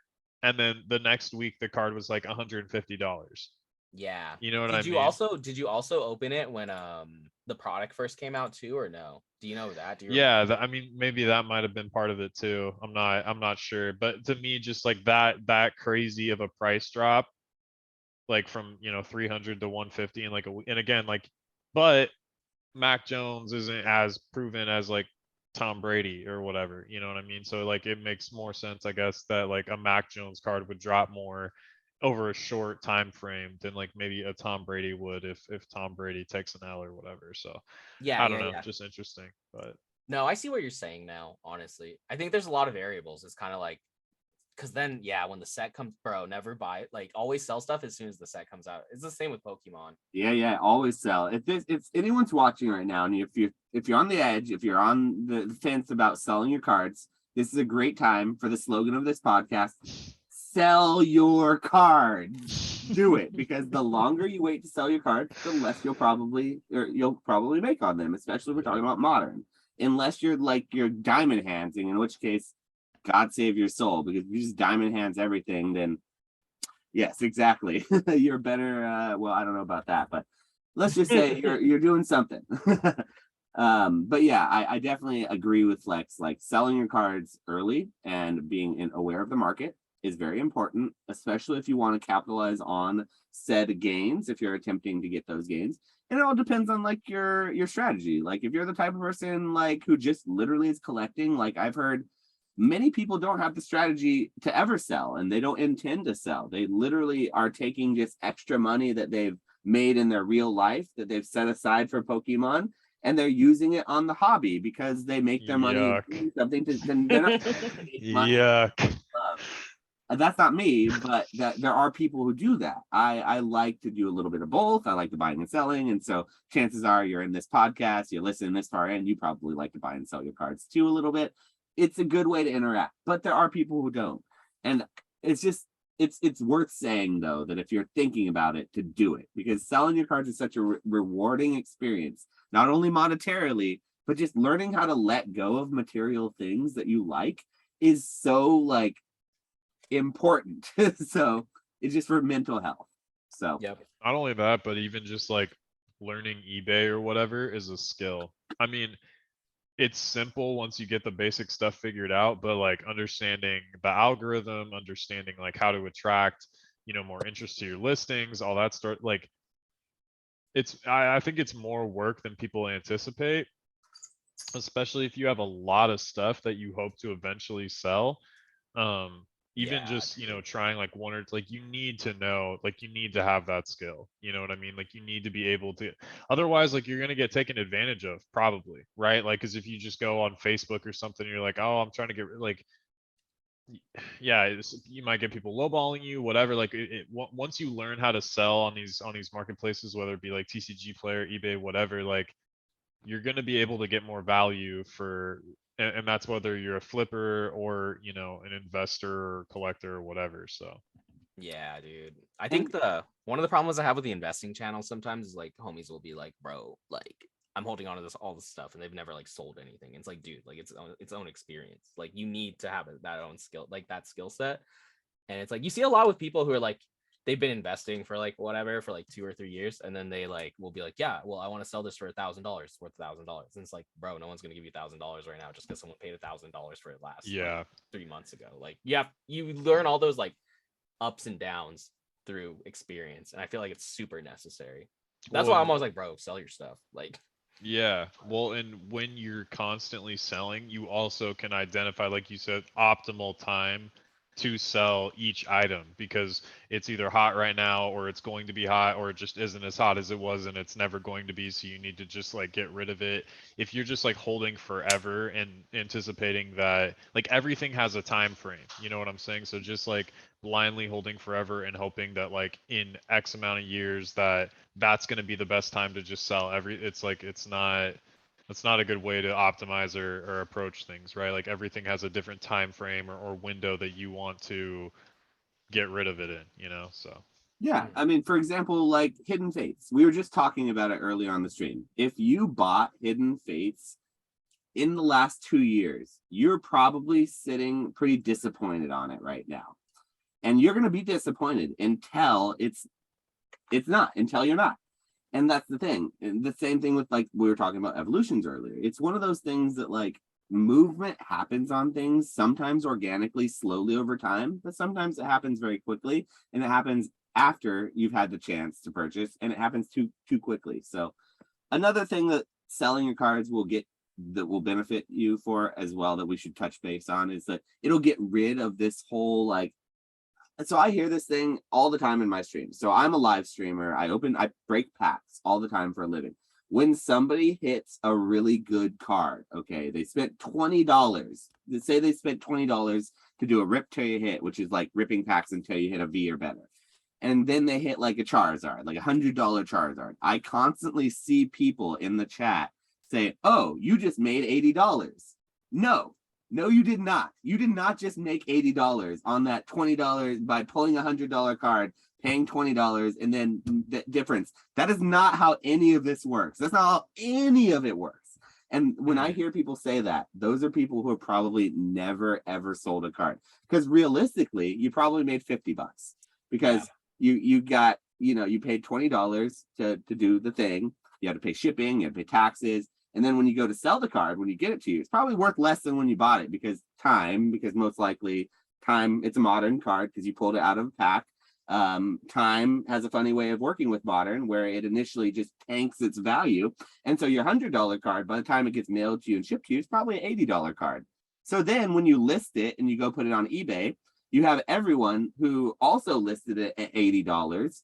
You are getting lowball offers now for $70 and $69 and $65 and all these crazy not $80. And you're saying to myself, what the hell? They're last sold in auction for $80. Why the hell am I going to accept your stupid $70 offer? But no, you're not going to be able to sell it unless you accept one of those lowball offers because it'll just sit there. Because why would somebody go to your store if they're not getting a better deal? So in reality, you sold your $80 card for $70. You then had to pay shipping, fees, and all of the extra, the envelope, whatever it cost you, the time and effort to go to the post office, all that stuff can make probably $50 at the end of the day. So when people say, and I see like the little, they're on a channel and you pull a card, the PokeRev channel, and it has like the number pop up at the top of the card, like $100. It should really have a little red line through it. And it should say like fees, shipping, and all this other stuff, like lowball offers, market tanking. It should account for all of that too, if we're being really honest. So it's a big pet peeve for me that when I'm streaming and I see people in my chat tell other people that like, oh, you just made X, Y, or Z money off of that.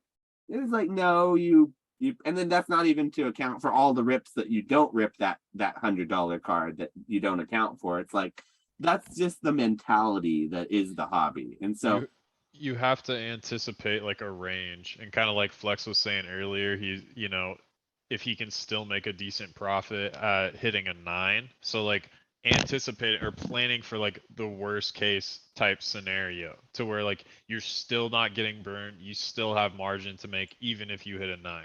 Constantly planning like everything is going to hit a 10, like you're going to get burned, So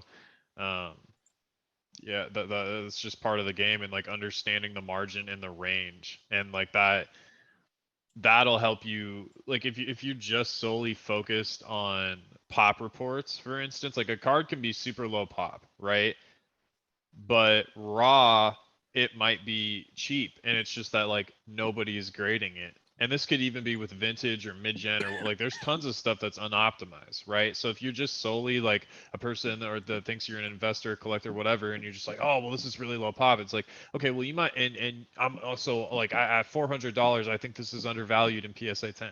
When in reality, like maybe you can buy that card raw right now for like $30, $40. So you not understanding that market dynamic, and like you not being up on constantly selling and like what things are going for, you're going to overpay for that. Whereas like you're going to create most of your value as a seller by just buying that card raw and grading it. And over time, like people right now might be paying super high price for something that's like low pop, but once it's not low pop anymore, prices can like tank really quick, because there might be one person that's willing to pay, and you see stuff like that with like the Glaceon level X PSA, like the first sale is like way up here at 1,000, the next one's 600, the next one's like 300.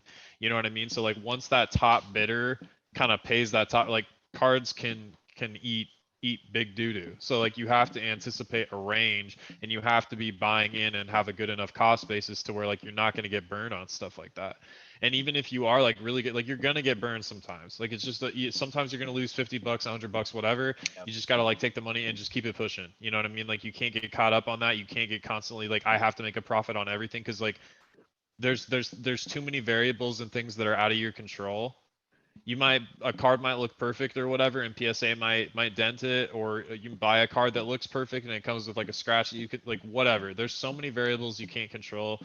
but you just got to keep the money moving, you know? So sorry for the Yeah, and rant. capital that's not being used to, make more money is just dead money. And so that's always something that if you're actually trying to make money as a business, or if you're trying to keep things going as a flipper, you're trying to fuel your collection, it is always important to not get caught up too much on your losses. Same thing goes for like selling, and if you get burned. I was talking to Thrifty about this on one of my last lives. Thrifty got burned really bad the first time she tried to make a big eBay sale. And because of that, she's had a really hard time going back and wanting to do another big sale, to the point where she just hasn't. And so that's a point where I don't want to see anyone get to, where they get burned one time and have such a bad experience that they just are turned off from it. So like, it's one of the things that it's important to get experience with, so that you get burned, so that you can kind of take those and learn from those experiences, and then kind of roll with the punches. Because definitely being a seller, being in the TCG world, I've been in it since I was 8 years old. It is a rough and tumble world. It is a lot of nickel and diming. People like to get value, and you just have to be prepared for that. And it's just one of the things about this environment that we're in, I think. And that it also comes with the territory. You're going to get burned sometimes, because people are trying to get the best deals. And even myself, I'll pay a few dollars less for something, for an item that I probably should have just paid more for, and it'll come in with like not shipped correctly because I paid less in shipping or whatever it is. You learn little things about the hobby as you go along, how to not make those mistakes, and you learn to not take those L's the next time. So I think that in life, if anything, it's important to take L's so you can learn from them. Yep. So L's are for learning. Yeah, Yeah. exactly. That's good. So we're a little more versed in the TCG stuff, Flex, but like what about like what in sports would you say are some L's that you've taken or mistakes that you've made that you would say to avoid, just like off top, for people that aren't as familiar with sports?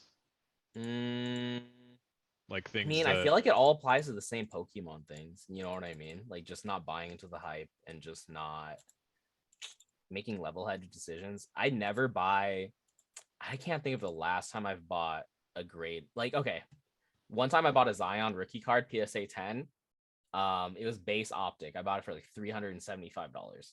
And then it started going down. I was like, oh, I need to dump this. I think I sold it for $275. Ever since then, I don't think I've ever bought a graded card. I never buy graded cards. That's one of the L's that I've learned. Like, That's the play, is always grade your own cards. That's cards, something that bro. goes for Pokemon too. Yeah. I've never bought a graded card at market price. I can't think of any time that I've ever done it, but never do that. And if you are gonna buy a graded card, trade into it as much as you can. That's the most I try to do. Like, I'll trade in. I feel like that's the same thing with Pokemon too, though. Like, if you're gonna do a graded card, you need to get it like 50% comps. It needs to be like so low that you literally can sell it at a loss and still make money on it. So yeah, exactly. And it's like on a lot of Grail cards, what I'll do is I'll do half cash, half trade. Like, I traded for that Lugia, and it was like I gave him 1,100 cash, and then I gave him a bunch of random stuff I was in like super cheap on, like dummy cheap on. So you know what I mean? So then in a way that's like consolidating all your like smaller cards into a big card, and then you can just move the big card, and you're pretty much, it's the same concept, just moving all your smaller like stuff in one fell swoop. speaking of grading, do you feel like BGS is more of a thing in sports than it is in Pokemon? Because we were going to talk about BGS a little bit in this podcast, and so I suppose this is kind of a good time to kind of mention the other grading companies. I also wanted to touch on CGC. PSA is whatever. We talk about them all the time. But BGS, I feel like they're a company that in sports is far more relevant than Pokemon, because with Pokemon, they're like the most boomer of all companies. I swear to God, they still use the Pony Express. They probably still have the same website that their intern built for them in 1999 that they probably didn't pay the intern for, from judging from how it goes. But apparently they just made an announcement, and they're going to be doing some revamping. They're not going to change the slabs to what we saw at the National. There was a big reveal at the National. The hobby was all ablaze about these ugly ass slabs that they revealed. And then they're like, oh, just kidding. Just kidding. That wasn't our slabs. We got you. April Fools. But no, they are going to reveal apparently new slabs soon, and they're also rebranding, and they're like trying to open a new branch up and hire new people, and like Is there anything that BGS can do to retake market share from CGC or PSA in Pokemon? Or are they strictly going to be the black label hunt and sports kind of old school cases that we know them to be? What do you think about that? Because I know you're the only one here who has experience grading with Beckett, right, Flex? I think Nick grades with Beckett too, but I mean it's like different stuff. Do you, Nick? I've only graded like one card so far. I have a bunch of stuff I need to send to okay. them, but I've only actually sent one card, and it was through he was doing like a Weiss submission, so I threw a Kingdom Hearts card in with So him. must know how to etch, must know how to do stone etching, because I heard the only He way you said can he send cards does is it. to etch it. Yeah. He says he does the entry, I think on their I'm not sure, but then Kai said that he couldn't get it to work on the There's website, no so way he like does it on their website. He's Dude, their lying. website He's blowing sucks, smoke at bro. you. The website doesn't work. I don't know, man. I mean, I'm not super excited to use Beckett, but People and I'm will not pay a like premium for them though. So I mean, yeah, and they do like kind of grade on a curve and understand like manufacturer errors, you know? So like I don't why do know. you think people But pay more of a premium for Beckett? Hmm? Why do you think people may pay more of a premium for Beckett, even though it's well known that it's a shitty company? Do people pay a premium? What do you mean a premium over what? For gold grading? labels, for like gold labels and 10s, they'll pay a premium over like 9s and 9.5s in like blue labels. Oh, I don't know.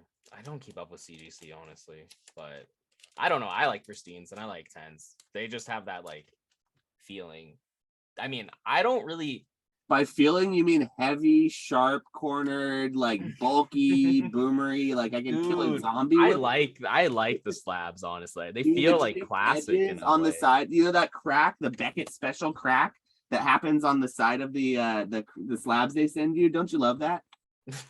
I've never seen that, honestly. To be Oh real with gosh, you. it's great. I'm sure I've got a Beckett slab somewhere. Oh no, I probably sold all those because I hate them. But Dude, like, I gotta say this, but I hate.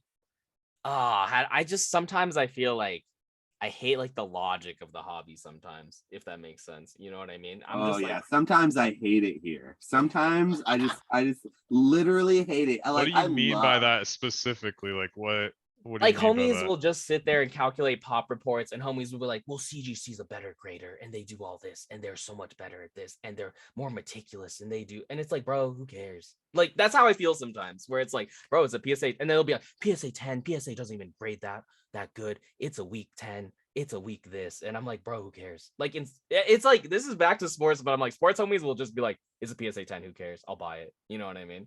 Sometimes I feel like I'm tired of that like extra like. So you always buy the card until the card is so hard to get in the 10 that you just don't care and you'll take anything. And then you buy the slab. If it's Ampharos, unlimited Ampharos from Neo, whatever set, and your gym mint Pokemon, you don't care. You don't give a shit if that card's bent in half. If it's in a PSA case and it has a 10 on it, you're paying 10 grand for that shit. And you're happy. You are happy for it. And then the person selling it to you is just laughing their way to the bank. And so it's the narrative, of course, on any of these big channels. You go to any of the big Pokemon, the Pokemon investing channels, they're always like, buy the card and the grade. That's fucking bullshit, bro. Because that is not what people say.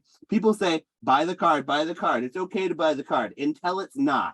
They're so wishy-washy on that shit. I am so done with it. So I agree with you. The logic in this hobby, the mental math that people try to do just to justify their thousands of dollars of their low pop graded card, when it matters on every other card, but it doesn't matter on this card because it's so low pop and so hard to get. And then they start saying like, oh, but that's a mid-gen special. Mid-gen is so hard to grade. They account for that. You can't get a mid-gen without little white dots in the corner. Oh, cry me a fucking river, bro. That is the most sleazy salesman-y tactic I have ever seen on somebody trying to sell their mid-gen garbage Dialga Hollow for like $1,000. Hey yo, shots fired Oh, at shit. Colson. I'm sorry, Colson. Sheesh. I'm just saying, I'm Shots. picking on mid-gen here because it is like the king of low pop, like overpaying for just mid-z kind of like hollows. I And think so- once you grade a card and it could be any card, whether it's low pop or not. It kind of takes some of like the wonder out of like a PSA 10. You're just kind of like, oh yeah, okay, like I've created PSA 10s before. Like it doesn't. I think people that have never graded place more of like this premium on grading, or are just more impressed by it than people that are like constantly grading cards that are like, that shouldn't have got a 10. It got a 10. I'm happy it got a 10, but that shouldn't have got a 10. You know what I mean? By Like, that logic, what more I just said jaded. is completely not true, because Jim Mint Pokemon has graded more than anyone in the entire planet, probably. And Yeah, but he's the one who's going to pay more for this ridiculous card. yeah, but it's like the set collecting and you know, like just He being would done know with it. better And by now. And that's the thing. He does know better, and he's just done with it. He's over it. He's like, I know better. I've done this, and I just don't want to have to deal with it anymore. And so it is. It's this really circular logic that it's like the dragon always eats its own fucking ass. The dragon's always eating its own ass. And so, like, where does it yeah. stop and where does it go? Where does it stop and where does it go? It's always eating its ass here. It's just, and that's the logic that this hobby uses with grading. And I will be the first one to tell you that grading is silly. It is ridiculous. They are parasites on the hobby. I'm pretty sure I've said that so many times. I've made thousands of dollars off of PSA. All right, boys, time to bring the podcast to yeah. Yeah. Jeez. So I will always say that about the grading companies. You know I'm here for that. And people love to see it. They love to rail me for it too. I'm always like, oh, get out of here.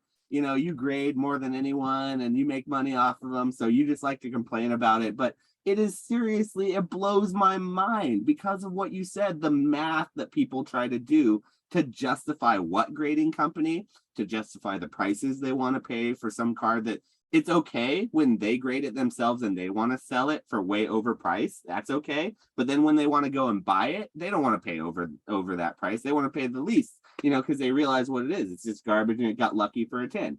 So like it goes both ways. And that's what I love to see. And that's what I love to talk about. It just gets me going for sure. But yeah, BGS will grade anything, right?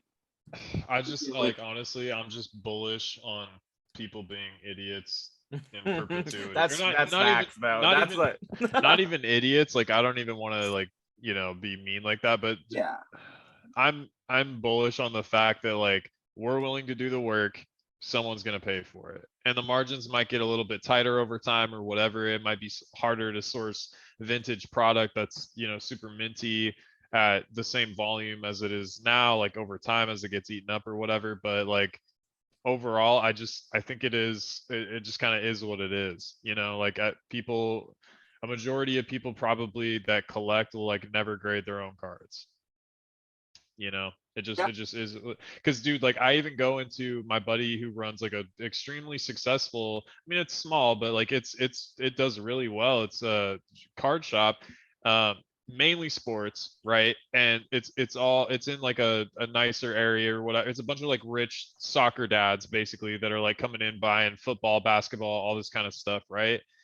And these dudes have big cards in slabs, you know, like $10,000, $20,000, $30,000, like, you know, Aaron Rodgers cards and stuff like that, right? None of them have ever graded.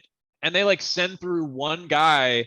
They all send through one guy because they're not comfortable with grading, and they're like, they don't know what they're doing. And these dudes have like $100,000 collections, maybe have no idea what they're doing at all. And are in the sports market, which is more about like the flipping and you know what I'm saying? So yeah. I just feel like, and of course that's anecdotal evidence, right? But like, I just feel like a majority of people are not willing, or maybe aren't even thinking like,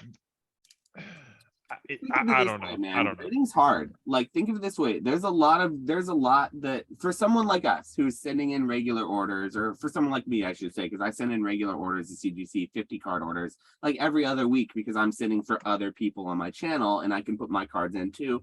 And so it makes sense to have these bulk orders constantly coming. For somebody who's never done it before, first of all, you have to go and you have to buy the membership to CGC. The membership's like $99 or whatever. And in order to send for $15 a card, you have to send 50 cards in a bulk order.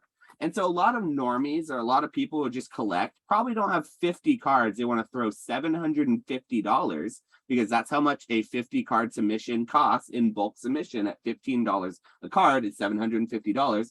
plus the shipping and tax and time and everything. They're not going to have 50 cards ready to go in the right card savers, the right sort of format, and B, they're not going to go buy the membership to then go submit all 50 cards to get one of those cards graded back, because they really only wanted one card graded, but they didn't want to pay $30. Because here's the thing, if you don't send through CGC, through the bulk submission, 50 cards, you know how much it costs to grade one single card? $30. And so I can almost tell you that there's no situation where I would ever send a card to CGC for $30. Never. But I send hundreds of cards a month to CGC for $15 or $13.50. And so you see where I'm going with this? And so in order for the normal person to get $750, 50 cards, put them all in card savers, send them off for the first time, buy their membership, and then if they want to upgrade their membership to get that 10% off, you could spend $150 extra dollars, so $250 to get the premium membership to CGC, to then be $13.50 instead of 50 cents a card. And you're still paying shipping back. So all of this is said and done. You've done all that. Why wouldn't you just go onto eBay and buy one of these garbage bulk slabs from CGC for $10.50 and $4.50 shipping, and be out the door under $20 and be done with the damn thing? You have your graded card, you have your graded Gold Star Greninja, you're just as happy as a clam because you've gotten what you wanted. And then the person who sent is also making a little money on it because they sent in 50 of those Gold Star Greninjas. They sold off the 2 10s that they got and they made their money back. And the rest of them, they're just trying to get out of it and then move on to the next submission. So like, I understand why people don't grade. I do. When it's something like that, when it's CGC, you have to send 50 cards to get that number. Now, what I don't understand is why people don't send to PSA at $30, because you can literally see one card at a time at $30 PSA, and you'll have it back in like a month. So like, well, I would say, yeah. If you get the insured shipping, I feel like you're gonna get hit with like at least $35 like return shipping or what. So depending like on your card. Yeah. So value, but like, exactly. So you want to send more at PSA, but still, the point is, it's still only $30 for one card, and you don't have to send a $750 order, and you still get the best, the premium grading of PSA, or like the slab that people want, even though I think PSA is garbage. So yeah. like. So what I get it. I get why people don't, you know. So really quick, like Flex, would you say, because like you've been saying like now like you make most of your money in plays in sports, do you think that that's possible because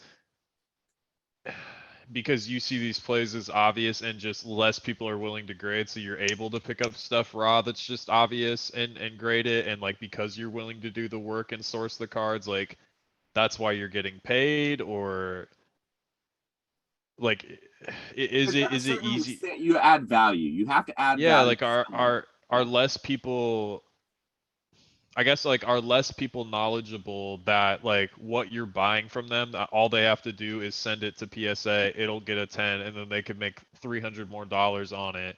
They just don't want to do that because maybe they got it for $10 and then they're gonna sell it to you for 100, and they're doing such volume that that's a good enough margin for them. They don't want to waste their time. Like, do you see what I'm saying? Like, do you see it as like where the gap is? yeah, like do you see like you're just filling a need that like no one else is doing, so it's like, okay, well, I'm just gonna do it then. Yeah, it's interesting because in sports, like a lot of people do grade, but then there's like, oh, there's such a weird tier, but there's the high tier people where they're like, yo, I'm gonna buy $5,000 cards and then grade them. And then it's like, they all those people always skip on those low, like $30 cards, $50 cards, and then you grade them, and then in 10 it's like 300. That's like low hanging. That's like, bro, they ignore that. And then there's like another part where people only sell raw. There's also a lot of people that are, like you said, they're very it's like the kind of those dads you were talking about. They're scared of grading, they're scared of shipping it in, they're hesitant about what cards, like what grades they'll get, or they graded before and they got like all 6s.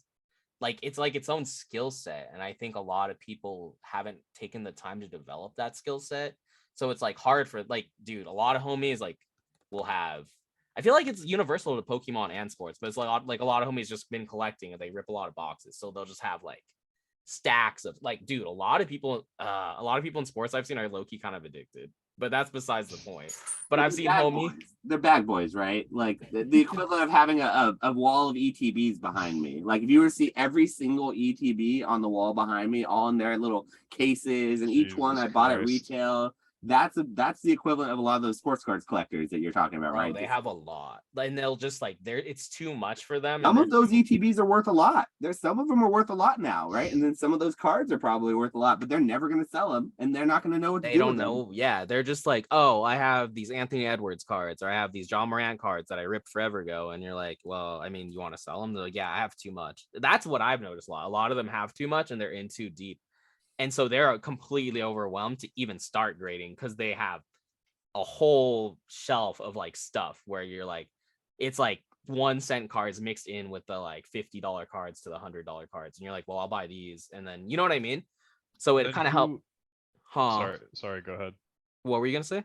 Well, I was just going to ask, like, who do you feel like your end consumer primarily, like who do you feel like, because obviously like you're doing a lot of business at like the shows, so like you're wheeling and dealing with like the actual vendors and stuff like that, but just like in general when you're selling cards maybe like on eBay, Instagram, Facebook, whatever, do you feel like this stuff's mainly going to more like collector type people, or do you feel like it's people that see more upside in the card and are willing to pay like current market price to maybe I think it's mainly investor people. Like this one sports card dude said it in a good way where it's like, oh, what did he say? But you just buy cards to flip to people who think it's a good, like, to you only, oh man, you only want to trade in cards that you think are in a good investment.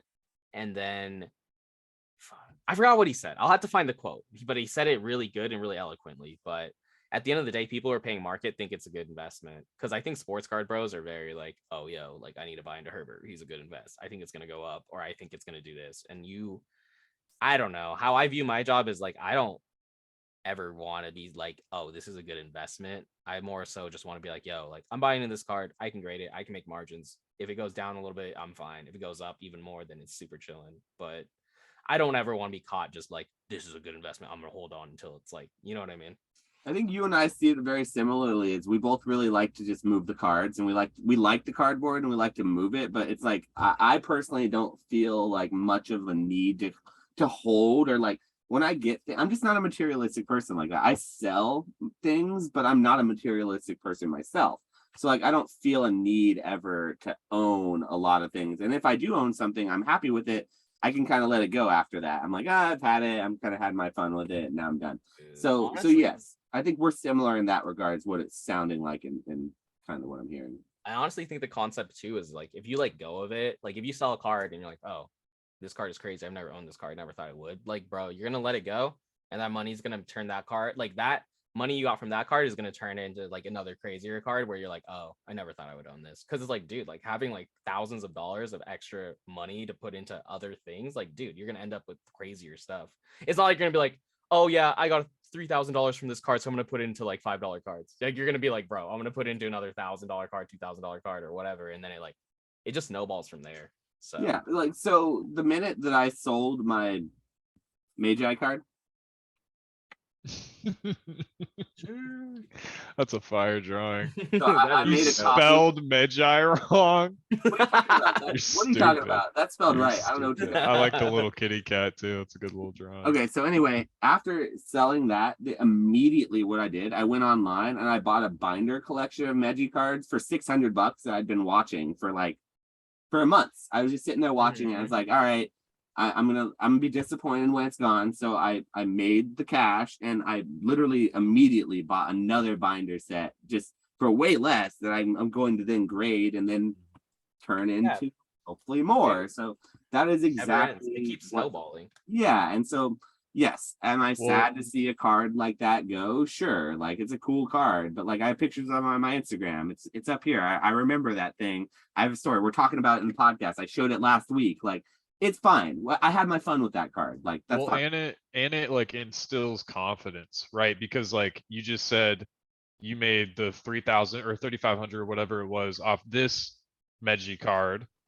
that instill confidence. You're like, okay, I've done this multiple times now. I'm going to turn around and spend this 600 like no brainer on more because I know that I can do, you know what I'm saying? And then that creates that snowball because it's like, I've proven that this works. So I'm not going to really think as hard anymore. I'm just going to go for it, you know? So that's, and it doesn't hurt that it was a market making sale either for that card and for the Meiji card. So it's kind of like it helps build the market a little bit, which it's a little bit shady. It's a little bit scummy to pump something and then sell it. But like, I can't help it. I can't help it. On the sell on the buyer side, like if homie's like, yeah, 3,500, no problem.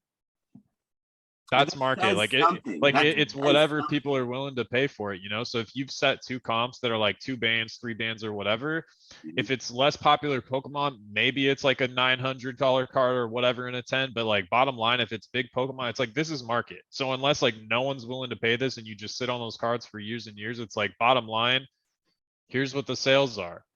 And if you don't like it, go try to grade your own 10. Like the market just is what it is, you know? So yeah, it's just one of those things that like it comes with the selling experience. So like in order to get to that $3,500 mark, I had to turn down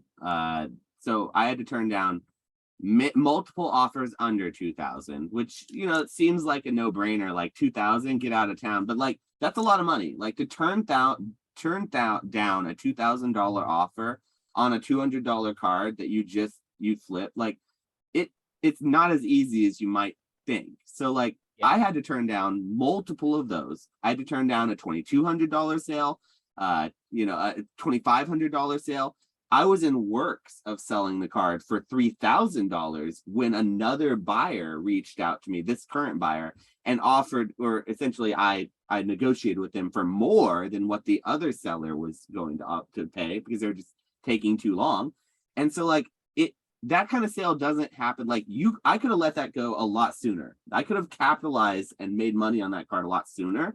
And it takes the experience. This is not to toot my own horn, but it does take the experience of knowing when to take an offer or when not to take an offer on those types of big cards in order to be able to do that. Like I said, I'm sure somebody with less experience would have let that card go for $500 probably.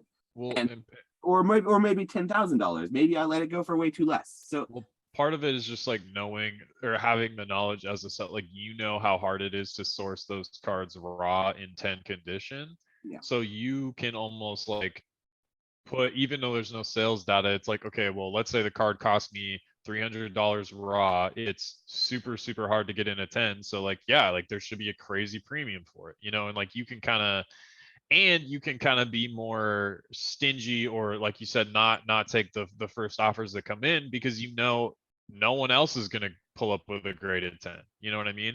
So I don't know, like Flex, if that ever happens with you in sports to where like you're chilling until you get really close to market or above market on maybe like a hot player with a numbered card or something like that to where you know that it's like, I have what I have, F you pay me. I know you're talking about the Trico Gold Star earlier. I feel like that's kind of a similar. So like, is there anything like that in sports where you're just like, you're more so chilling on, like you're not so worried about taking the first offer if it's a good percentage flip, I guess? Why did they auction the Logo Man? And is something like the Logo Man, did it have to go in an auction for it to realize high price? Or should that have been sat at a buy it now and sold to some whale when the proper buyer? Do you know what I'm talking about here? And for anyone who's listening, the Logo Man is the triple patch. I think, isn't it like Kobe, LeBron James, and Michael Jordan or something? Or what is it? Wasn't it the 3 LeBrons? Or are we talking about a different one? No, I thought it was okay. So there's 2 that came out. One of them was like a triple LeBron, and then one of them I think had like all 3. Okay, so yeah, I was mentioning the one with all 3 recently, and so that one went for what, little under 2 million recently. I think that's low for that card, right? I think people were expecting more. Is that?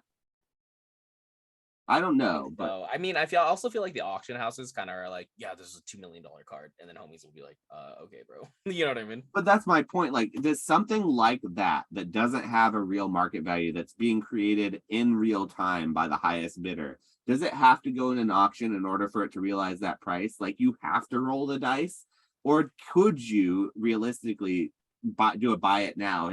Put it up for 4 million and wait for someone to pay 3 million for it or something and feel like they're getting a deal. Because that's the sort of situation we're looking at. We're looking at cards with no comps that are super, super hyper rare, super highly desirable, that literally the only people that can get it are the whales. So it's like the highest price. So like you kind of have to you have to auction that, right? Is that the only way?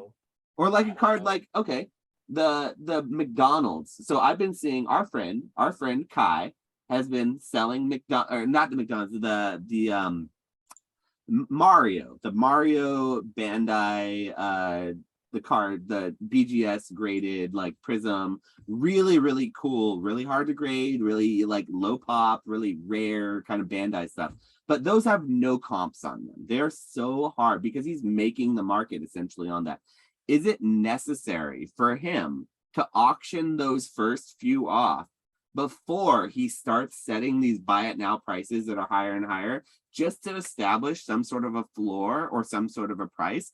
Or would it be better to never have auction it and then start to try to make that price just based on whatever number you want to come up with?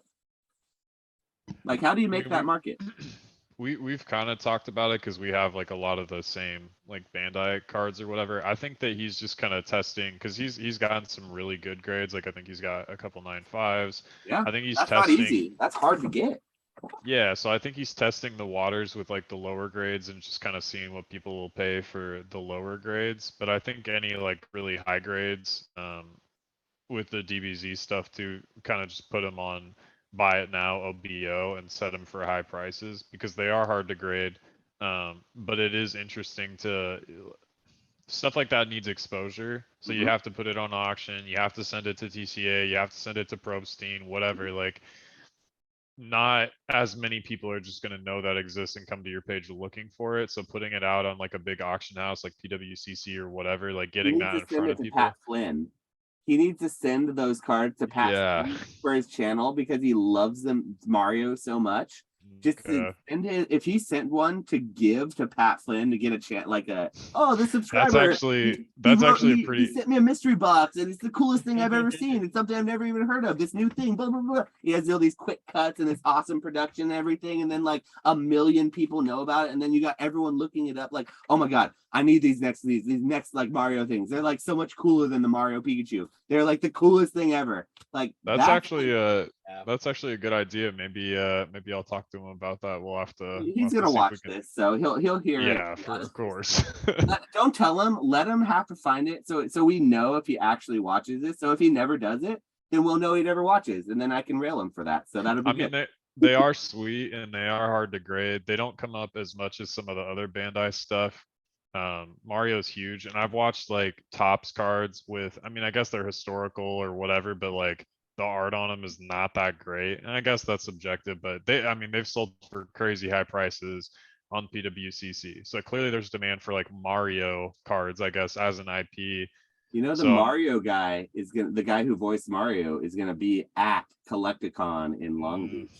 Yeah, maybe I should send some of my Mario prisms off to BGS so I can get them back in time for. And overnight them to me, baby. It's Long Beach. I think he's going to. I think I saw he's going to Denver. Oh, he is? Too. Okay, cool. Well, you can just do it then. I was gonna say he's in Long Beach. Overnight him. I'll get him signed for you. Those things would probably go crazy with a Mario signature on them. There's a sports dude flipping Steve. He actually made a play on I think his name's Charles Martinet or something like that. He was like, I bought this Charles Martinet card. A lot of you might not know who this is. This is the guy who did the voice of Mario, blah, blah, blah. And he bought like, seriously, like he did, like, I'm not, dude, I love flipping Steve. But yeah, he bought a Charles Martinet, like a numbered, I don't know if it was a patch or just an autograph or whatever it was, but like he bought it. I guess he did pretty well on. I mean, it makes sense, but it's like, who's looking up the voice actor of Mario, you know what I mean? So it's just really people just want a signature. So in a slab. So the way I'm seeing it is I'm bringing a bunch of cards that I'm just literally, I don't care. I'm just gonna get them authenticated. I'm not gonna get the cards graded. I'm gonna get the signature authenticated and put them in a slab, and I'll have them on my Whatnot stream for people who love the artists of certain trainers. And I bet you waifu collectors would love any any of the Sailor cards getting signed. Or any waifu collector would want any of that stuff, There are some voice actors that do waifu. I know like Toga from My Hero Academia, She's gonna be there. yeah, the chick that does her voice is gonna be Merlin there. from Seven Deadly Sins is gonna be there. So she's Yeah. awesome. I'm Now that definitely- I'm thinking about it, I just bought a for the original Wii, the new Super Mario Bros. I just bought that like sealed to grade with Nice, Wada. Yeah, bro. maybe I should get that signed and then send Yes, that to Wada with the autograph. That would be dude. because I feel like that'd be kind of cool, right? Like Yeah, Super because Mario Bros. With the Mario Bros. Or the Mario voice actor. Like I feel like that's kind of cool, right? yes, and even if So it doesn't get the perfect grade, someone would want that just for their collection. It's way cooler than a not signed version of the game. That is so much cooler. It could even be a modern Mario game. Are you kidding me? It's signed by yeah. Mario. Yeah. Okay. Yeah, I might do that. I might do that. But That's a it's smart stuff move. like that people, it's those types of plays that I think that the people who do this regularly, who are looking to make value, because like you can't just buy and sell a Sword and Shield 50 Charizards, for $40 for a PSA 10, and like you can't just do that. Like I'm sure you can do that, but like you have to do other things too. So like it's about picking up on those little plays, like you were saying, Flex. It's a lot like those $30 to $50 sports cards that like are being overlooked by the guys who are only buying the $3,000 to $5,000 cards because they're like, oh, it's not worth my time. It's like, well, it's worth somebody's time, and you're clearly able to make it work for you. So like, and like retro, it's like those Bandai cards. Like nobody's doing that. No, nobody is grading those except for you and Kai. But like they are Well, clearly there's demand. even in sports, like I'm only really doing like F1, but I'm grading like base cards and just like regular refractors of big drivers in F1 Mhm.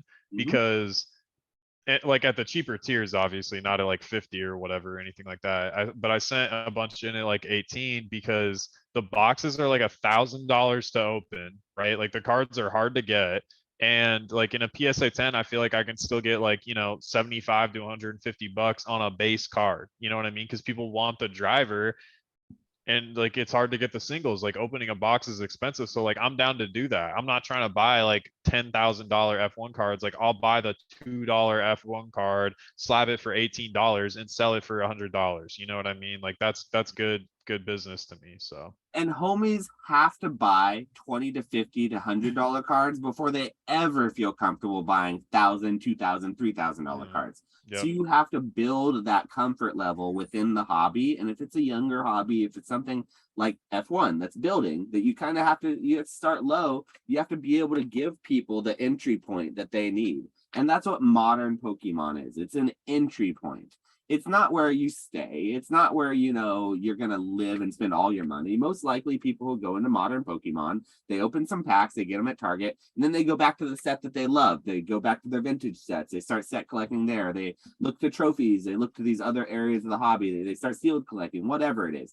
They don't stay just opening modern usually, though. And so it's about entry points, I think. And so, like, yeah, it's important to Yeah. grade those bases and like to have those slightly lower end things to build the hobby, because it is important for the long term of the hobby to have those growth points. Well, and just to like have a bit like it's one thing if you're just doing it like every once in a while flipping cards, but as a business doing volume, I'm sure somebody that's really good at coding, really good with Excel, that's good at like, creating graphs and charts and things like that could literally scrape eBay's data and show you how many exponentially more sales and how much more sales volume there is for slabs $300 and below compared to slabs that are $300 and up. So Yeah. if as a business, if you want to be constantly moving and stuff, like playing in the $300 and below area, like there's just so much more volume there. If you're speculating or flipping like more expensive stuff, you're having more capital tied up and like the volume is just less because less people can afford those kinds of cards, or like you said, are less comfortable spending that kind of money. So it's nice when you hit, like you buy a card for 100, you grade it for 50, it turns into $1,000. Like that's an amazing feeling for sure. But the business, at least in my experience, like the more consistent business and the more consistent reliable volume is $300 and below, just from my experience. I don't know about you guys. Yeah, my margins are made mostly, they're between 15 and 30% margins, and that's good. That's really good. Like that's when I'm doing really well. Like I very rarely, my whole business is not based on 10xing my graded cards. Like that only happens when I get lucky. And that's something that I oftentimes don't hear a lot of these bigger channels talk about, is like luck, and like how important it is sometimes to be lucky. Like sometimes it's better to be lucky than it is to be skilled in something, because like you just really can't, like getting a 10 on that Meji card, like that very well could have been a 9. I had that card for 6 months. I didn't send it because there's one little smudge on it that I thought might have given it a chance at a 9. And then the 9, it's a $300 card. I lose money.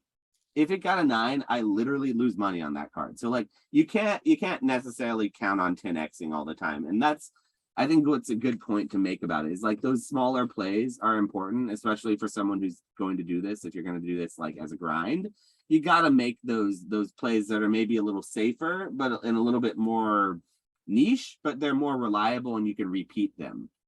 Definitely. Yeah. What about you, Flex? Is it kind of the same with you as far as your business and price points and stuff, or? Yeah, no, I agree. I super agree with that sentiment. Just a lot of those like $30 cards, grade them, sell them for $200. You know what I mean? You know, like it's like get a 10, sell it for 2, get a 9, make like 30-40 bucks, then you're chilling. And if you keep doing, I mean, if you're making 30-40 bucks every time you like lose, then you're like you're chilling, you know. Yeah, and that's kind of my volume play with CGC. I send 50 card orders into CGC. Modern cards are usually worth less than $1 each. If 1 or 2 of them 10 out of the whole order, I can take an L on every single card and sell it all for $10, a junk slab, whatever. And they're still good cards, you know, and that doesn't happen. Like usually those cards end up, they sell for more than $10 a slab. So you end up, usually you take less L's than you take, or you get more wins than you take L's in the long run. If you're just kind of making those plays and you do the math and you find it works for you, just keep doing it. But yeah, I do think it's important to be lucky at times too, though. And I think that there's a lot of people in this hobby, myself included. I was very lucky to have gotten in when I got in, like in 2019, right before the boom, like as Hidden Fates is popping off. I couldn't have been luckier to get in when I did. And I would be saying the same thing if I got in 2016. If I got in at 2016 and I was still in the hobby now and I saw that whole boom and bust twice, I would be saying constantly how lucky I felt to get there. And a lot of this, I feel like I see in a lot of YouTube channels, they're always like, you have to make the right smart decisions and you can be like me. It's like, maybe, but you also have to get lucky sometimes. So it's also important to get lucky. And that's something I think should be thought about. It's like, you know, if you're in the... I think luck and persistence is almost more like, dude, we were talking about it, but it's like, or at least I was saying, I feel like it's just like, dude, cards that go up are just like a crapshoot. Like you can do the best you can and research as much as you can and be like, well, this is like scarce. This is blah, blah, blah. This is going to get a 10, but it's like, dude, they might reprint something. You might get a 9. Like there's so many things that can go wrong, but I think persistence is the best key. Like you just need to do it over and over again.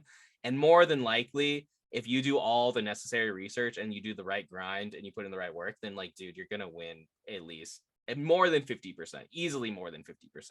And then that's when the luck comes in too. Because then that's when it's like, if you're grading all the time, you're going to eventually get lucky 10s. You're going to get random 10s you never thought would happen. And it's like, dude, you just got to keep shooting your shot. And I feel like so many people are really risk adverse where they're like, oh my God, I can't put $50 into this card and then put $20 into grading it. And I lose $10. It's like, bros, you literally are losing $10. It's not the end of the world. For the potential of gaining so much more. Yeah, well, and when you're playing with those cheaper, like we're talking about like the $300 and below, like when you're buying cards for $50, $20, $30 raw, if you get it in, it has a scratch, you can't grade it, you need to turn around and sell it raw. You lost $10, you lost $20 maybe after like shipping. It sucks. You buy a card for $500, $1,000 raw, and it comes in messed up. Oof. You know what I'm saying? Like that's a fat L, and like that's gonna hit and hurt a lot more than the volume play of like, oops, I lost 10, 15, $20, whatever on like a smaller card, because at volume I'm still printing. You know what I'm saying? And majority of the time, like you said, you're getting 10s, you're getting good grades, you're making decent margin. So it's not really hurting you as much if you're just focusing on the higher end cards. Like you might get wrecked off a couple unlucky buys. So yeah, I'm grading so much with CGC these days. I'm even considering becoming a dealer with them. That's how much blue labels I've been seeing these days. So as much as I dislike grading, I'm considering becoming a dealer. Yeah, I'm bullish on CGC. I'm gonna be doing a lot more CGC for the rest of the year now that got this sub back, feeling confident, kind of understand the grading scale. Definitely plays to be made there. But 30-day turnaround right now. That was the news that they just dropped just a couple of days ago on Instagram. They changed their turnaround time from 45 days, which is business days, so like not including weekends and everything, to 30-day turnaround. And they were already turning around their bulk orders in about 2 to 3 weeks anyway. So like the fact that they lowered it again is really, really a good sign. And it means that people are either not sending as much, which I think is the case, or they're grading a lot more with the other grading companies now that PSA has opened up, which I do believe is the case. And I've seen as a anecdotal experience that PSAs are going for comparable prices to CGC slabs, PSA 9s, and PSA 10s are going for very, very they're going for less than CGC 10s, but not by much, but they are still going for less than CGC 10s. So the CGC 10s are harder to get, but they go for more of a premium. So it's kind of like but yeah, I think the market's starting to feel better about blue slabs. yeah, I agree. And I mean, I think there's people who've been talking about that too. I think even on this channel, we've talked about the potential for that in the future, like way long ago. But we're now starting to finally see it as the market's like leveling out. You know what I'll say I was wrong about? I was wrong about junk slabs. I thought that the junk slabs by this point would have been doing way worse than they are. I honestly don't believe people have been punished. Not yet. I'm still seeing slabs outperforming almost anything else in this hobby to a rate that's almost staggering. And it still feels irrational to me. So I will say I was wrong. I'll be the first one to say I've been wrong this whole time about slabs. I'm continuing to be wrong, but until I am right, I'm still gonna hold. I'm gonna hold. I'm gonna die on this hill. Okay. What's your definition of junk slabs, real quick? I feel like everyone has a different definition. Is it like V's in like 9s, or is it like Watsies in like 6s? Do you know what I mean? Like I know everyone has like a different perspective, and so I'm curious about what you think are junk slabs. Anything that's not a 10 that's modern, I would consider to be a slab. So a 9.5 or under in modern, I would consider to be a junk slab. Okay. Unless it's truly rare, like we're talking like a staff like stamped pre-release card that's like a modern kind of like trophy card, I guess. I don't know. I don't like stamp cards, so I'm just saying that not because I like them, but because it's like, Yeah, no, I see what you're saying. you can't control how good a staff is compared to like, a set card. But like for a set card, I don't think that any modern card should be in a slab unless it's a 10. Otherwise, that's binder, baby. That's binder Yeah, fodder. I As far as agree. vintage, any vintage Watsy card, if it's a 8 or less, no, 8s are okay, I guess. If it's a 7 or less, I'd probably consider it to be pretty much a junk slab. Like if it's not a Charizard or Blastoise or something that someone wants to collect 1 through 10 of, like the originals, the OGs. Like even if it's like a shining, like a PSA 7 shining Noctowl, like an unlimited Neo Destiny shining Noctowl PSA 7 junk slab. Nope. Take that, crack that shit out and put it in a binder. Like, what are you doing? That's a $70 card that you put in a slab that turned into a $69 slab, and it costs you $10 to put it in that slab, and nobody wants it. Like, nobody wants a PSA 1 through 10 Noctowl shining. So yeah, take that 7, crack it, and put it in your binder. Or take that 7, put a bigger bend in it, and then make it a PSA 1, and then we're talking, baby. Then we're talking value. But no, I think junk slabs from vintage or anything that's like a 7 or less, or gosh, mid-era, if it's not Watsy, if it's a mid-era and it's a PSA 9 or less, it's probably a junk slab, baby. I'm sorry. No, I feel that, honestly. I think we like feel the same way. Some homies, I don't know, because some people will consider like Watsy slab, like any Watsy slab, to not be junk slab. I'm like, bruh, like There's so much Watsy. There's like probably as much Watsy out there is as there is like evolutions. Like I see I see like whenever I open binders up from people, like if they ever I buy a collection or I get something, it's always Watsy, evolutions, and the most modern like vivid voltage V's and shit. And that's what it is. Like yeah, it's I want to never sell mid all my era, it's never Watsy. EX. But even that stuff, like I look at the EX stuff, and I'm like, oh gosh, that stuff's really cool, but I would never put it in the slab. Like never, because that's for set collectors. Like Unless it's a 10. I Unless love it's a EXR 10. If stuff. it's a 10, sure. But who's gonna pay a premium for a PSA 9 Garchomp Hollow from Mysterious Treasures or whatever? You're gonna get $50 for that or something. I feel like over time, like a lot of the arts will probably stand on their own. The thing with the mid-gens, like it's easier to collect fossil because it's like what, like 13, 14 hollows or something like that. Mhm. With a mid-gen set, it's like all the hollows, the EXs, potentially the gold stars, and then the reverse hollow. Like it's impossible to put together. So I feel like a lot of the individual arts will stand on their own. I mean, there's some cool stuff on PWCC this week. There's like a Heracross from Delta Species, or maybe it's Team Rocket Returns. It's a PSA 10, but it's a sick art. I'm sure it's going to end super high. It's a Heracross. The gold border Heracross, the one with the gold borders. I think it's Team Rocket Returns reverse. I don't think it's Delta Species, but there is like a Delta Species Espeon or something on there, or maybe it's an Umbreon. But anyways, like, are they 10s? Yeah, they're 10. So like those high, but if they were 9s, they're gonna go painfully low. So yeah, I mean, I still feel like that's undervalued. I mean, I'm not trying to like necessarily maybe sit on that, but like when the pack is 4 times the price of a reverse hollow in PSA 9, I feel like that's kind of undervalued, you know. Dude, so I was going through a lot of. Oh, my bad. No, you're good. You're good. I saw your video where you're going through your reverses and trying to cop them. You're gonna say you're comping them. You're thinking how low they were gonna go, right? Because I feel the same way, dude. Like the ditto, what is the ditto that's like a Pikachu reverse in a 9 is like $100. I'm like, bro, that doesn't make any sense to me. Like, yeah, that's way cooler. Like I actually just opened a Delta Species ditto up in a pack, so that's funny you say that.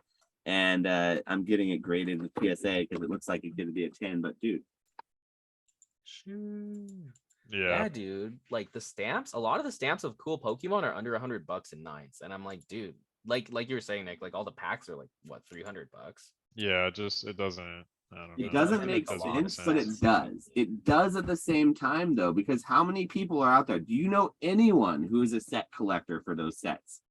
I don't even think it's necessarily that you need to be a set collector. I just think it's like it's the highest rarity for like whatever that card is, and if the art in the Pokemon is good enough to stand out on its own because of like how hard it is to pull and how expensive the packs are to potentially like pull that card on your own, it just seems cheap. Like a majority of them, like $100 is even expensive. Like a lot of them are like 40 or 50 bucks in a 9, which is just so like, if you're Leonhardt and you want the coolest Nishida Natu card, right? You want Natu in reverse, the Nishida art from like Sandstorm or whatever the hell it is.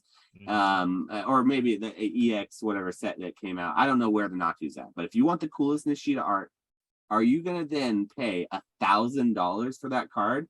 No, you're probably the not only like $1,000, but I just think it should be closer to the pack price. I don't know if it would ever be $200 though, you know, and that's where the pack price is for something like that is like 200, and you get one reverse, and it's probably going to come out to be an 8 or a 9 when you actually get it, because mid-gen has terrible edges and corners and, you know, centering and all that stuff. I've opened enough of the EX era now to know that the EXs that get 10s are either undeserving of the 10s or they got really lucky with it, because they're very hard. They're very hard. It's just a function of demand. I feel like it's the same thing with like E-series reverses. I feel like a lot of those, especially in 10, are super undervalued because they're low pop, they're hard to grade, they're hard to find.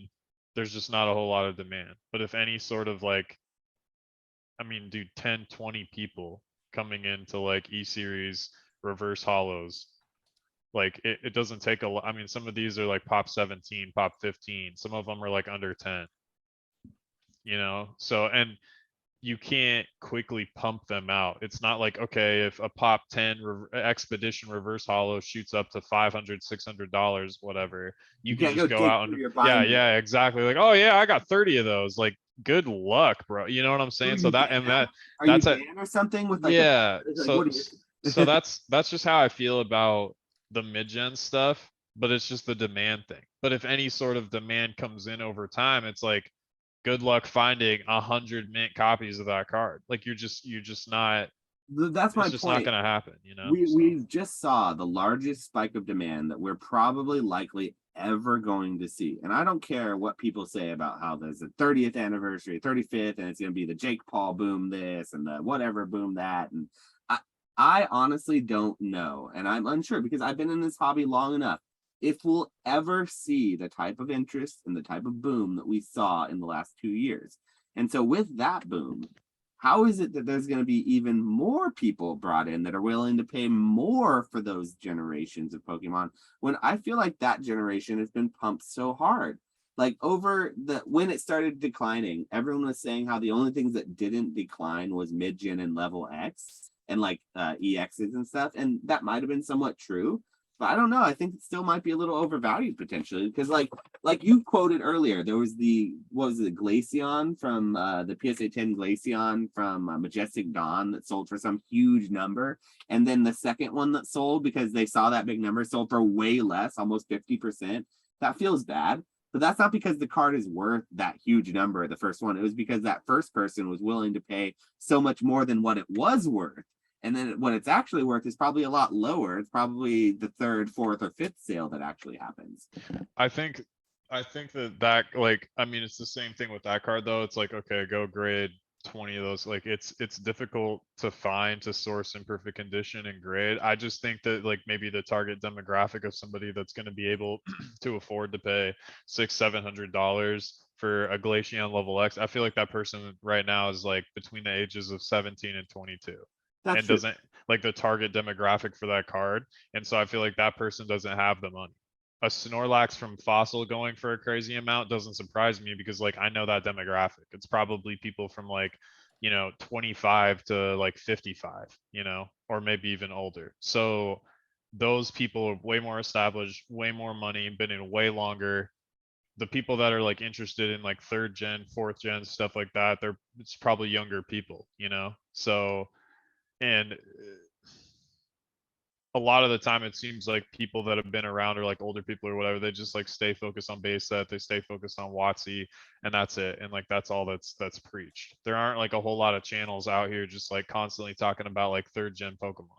You know what I mean? And all the big channels that everybody watches constantly talk about base set, jungle, fossil, the same shit. You know what I'm saying? Like In the it's next just the podcast, prevailing narrative, I feel like. So over time, who knows if it'll change, but really it's just demand. Because I do think that there's more of those cards out there, whether it be like the E series reverses or mid-gen reverses, but I don't think that there's so many that like I don't know. I feel like they're undervalued and it doesn't take a whole lot of demand moving into them to cause them to go up in price. But demand's difficult to predict. Who knows if people will ever get interested in that stuff. But I mean, you and I are around the same age, and like one of our favorite sets is Unseen Forces. I never grew up with Unseen Forces. You know what I'm saying?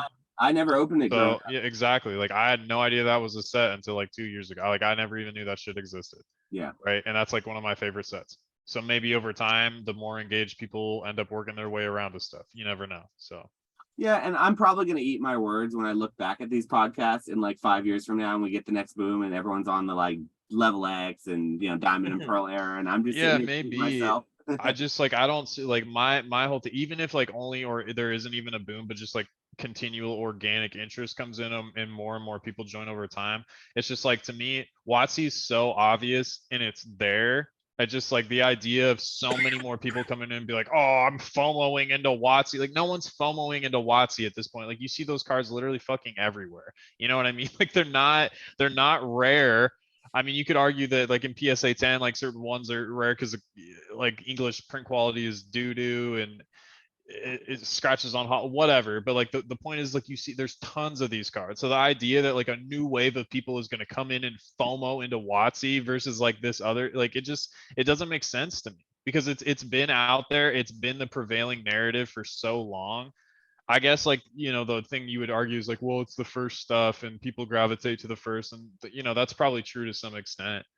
But like Coulson, for instance, like he's 19, he doesn't give a shit about base set Charizard. You know what I mean? His Grail is like some Dialga card or something like he doesn't. So I just think moving forward, like more interest is going to come into the different generations and like I've said it before, but like Rayquaza is one of the most dummy expensive Pokemon. It's Gen 3. So why is like the rest of Gen 3 like you're gonna tell me that people only like Rayquaza and that the rest of Gen 3 is just like You know what I'm saying? Like, I just feel like that stuff is extremely undervalued. Like, if people are willing to pay these crazy prices for gold stars, which were EX era, but then they're gonna pay like $40-$50 for a PSA 9 reverse, like, it just doesn't make it. I don't know, man. It just seems unoptimized to me. I could be full of shit. I don't know. It's just my thoughts, I I wonder guess. if we'll still be saying this in 5 years from now about those things. Like, why do people only want this other stuff? But I guess that's the point of recording it, right? That's kind of the fun thing about this. So. Yeah, I mean, we'll see. We'll see what happens. You know. I think to a certain extent, we're all sort of poke boomers, and I wanted on the next podcast to kind of go through and like set a definition for what I define as a poke boomer, because I definitely feel like I'm a poke boomer when it comes down to it, and I think a lot of us are, and I think it'd be fun to sort of set like a definition for what that means. So that's going to be something to think about for the next podcast, but yeah, Right. I definitely think that maybe Gen 3 is the most slept on of all eras, because like you get Gen 1 that everybody loves. Like Gen 1 is like, yeah, okay, get out of here, boomer. That's no go. That's easy. Gen 2, Johto, is what the Gen 1ers who are unwilling to admit their Gen 1ers say is their favorite. So whenever someone says that their favorite is Johto and they're like, oh man, Johto is the best. Really all they're saying is that they're a Gen 1er, but they're not willing to admit it. And so then Gen 3, the people who actually say Gen 3 are the first people who aren't actual poke boomers who like a set that's other than Gen 1. So like I've heard a couple of people say Diamond and Pearl, and I do think that that's one of the more slept on eras from the entire era of Pokemon. I just don't know, like you said, when those people will come of age, because I agree with you, and I didn't think enough about this. I just don't think they have the money right now to really pay those big numbers like they would want to see their 30-year-old friends, paying for their Gen 1 Pokemon. Yeah, and I mean, we can wrap soon. We've been going for a while, but like the last thing I'll say is like I grew up with the Watsy, the Rocket, the Fossil. I opened base set, the blah blah blah, legendary clip. Like that's the shit I open. I don't care about any of that stuff. I'm infinitely less interested in that than I am in like Fire Red, Leaf Green. You know, or hidden legends or something. Like, are you kidding me? Like, what am I doing? Like, yeah, dude, it's like what, like, I mean, it's cool. Like, I remember it. I had it in my binder. Sure, it has the nostalgia, but like, are you kidding me? Honestly, like, it just, yeah, I don't care about I'm infinitely more interested in the mid-gen stuff, and even like the arts of the Gen 1 Pokemon to me in mid-gen are better than the. You might be a poke So boomer if I don't all know. you collect is Watsy. You might be a poke boomer if Yeah, all dude, you collect is Watsy. there's just so much cool stuff, man. If you don't ever push yourself, like I just got the like I've never caught Deoxys in a game or anything like that. Don't know much about Deoxys, but I got like the Deoxys secret rare, like the black and white full art or whatever in the other day. Like that card is nuts, like absolutely nuts. So if you just wall yourself off to just like, you're missing out on so much cool stuff, man. Yeah. So anyways, I think you're right. And that's a pretty good time to kind of maybe put a nice little bow on the podcast here. What we've gotten about 3 hours, 2.5, 3 hours now. What are we, Poke Flips at this point? Yeah, it's been a good one. So yeah, you got any last little wrap up words before we go to Collecticon? You want to maybe throw anything out there for anyone to come find you? Do you know where you're gonna be at there? I have no clue. Just hit me up on Instagram, honestly. Nice. Just also go watch the Flex Gods new video, because they went MIA for like 6 months, but now they're finally back on YouTube. I saw you put out 2 videos in the last week. Dude, we are quite lucky. Wow, we're spoiled. I need to make more videos. I just don't know what to talk about. I feel like I'm kind of over that whole like, yo, buy this or the market type of stuff. I don't know, man. So I don't know what else you did was cool. So I appreciated that. I'm sure our fans did. So if anyone who is here, if you're not already following Flex, go give him a follow. Go give our co-host Retrospecs a follow as well. I see he's been pumping out videos, not as quickly as he was before, but he's been making some too. So definitely go and check them out. But we greatly appreciate all of you guys here at the Old Card Shop and at Cardboard Hands. And I hope you guys enjoyed this podcast. And I think we're going to try to do another one sometimes after Collecticon, maybe in a couple weeks, so we can maybe touch back base on that. But yeah, I think that's a wrap, guys. What do you guys think? Yep. Sounds like, good, subscribe. Man. Yep. Everybody have a good Comment. weekend. Thanks, guys. We'll see you on the next one.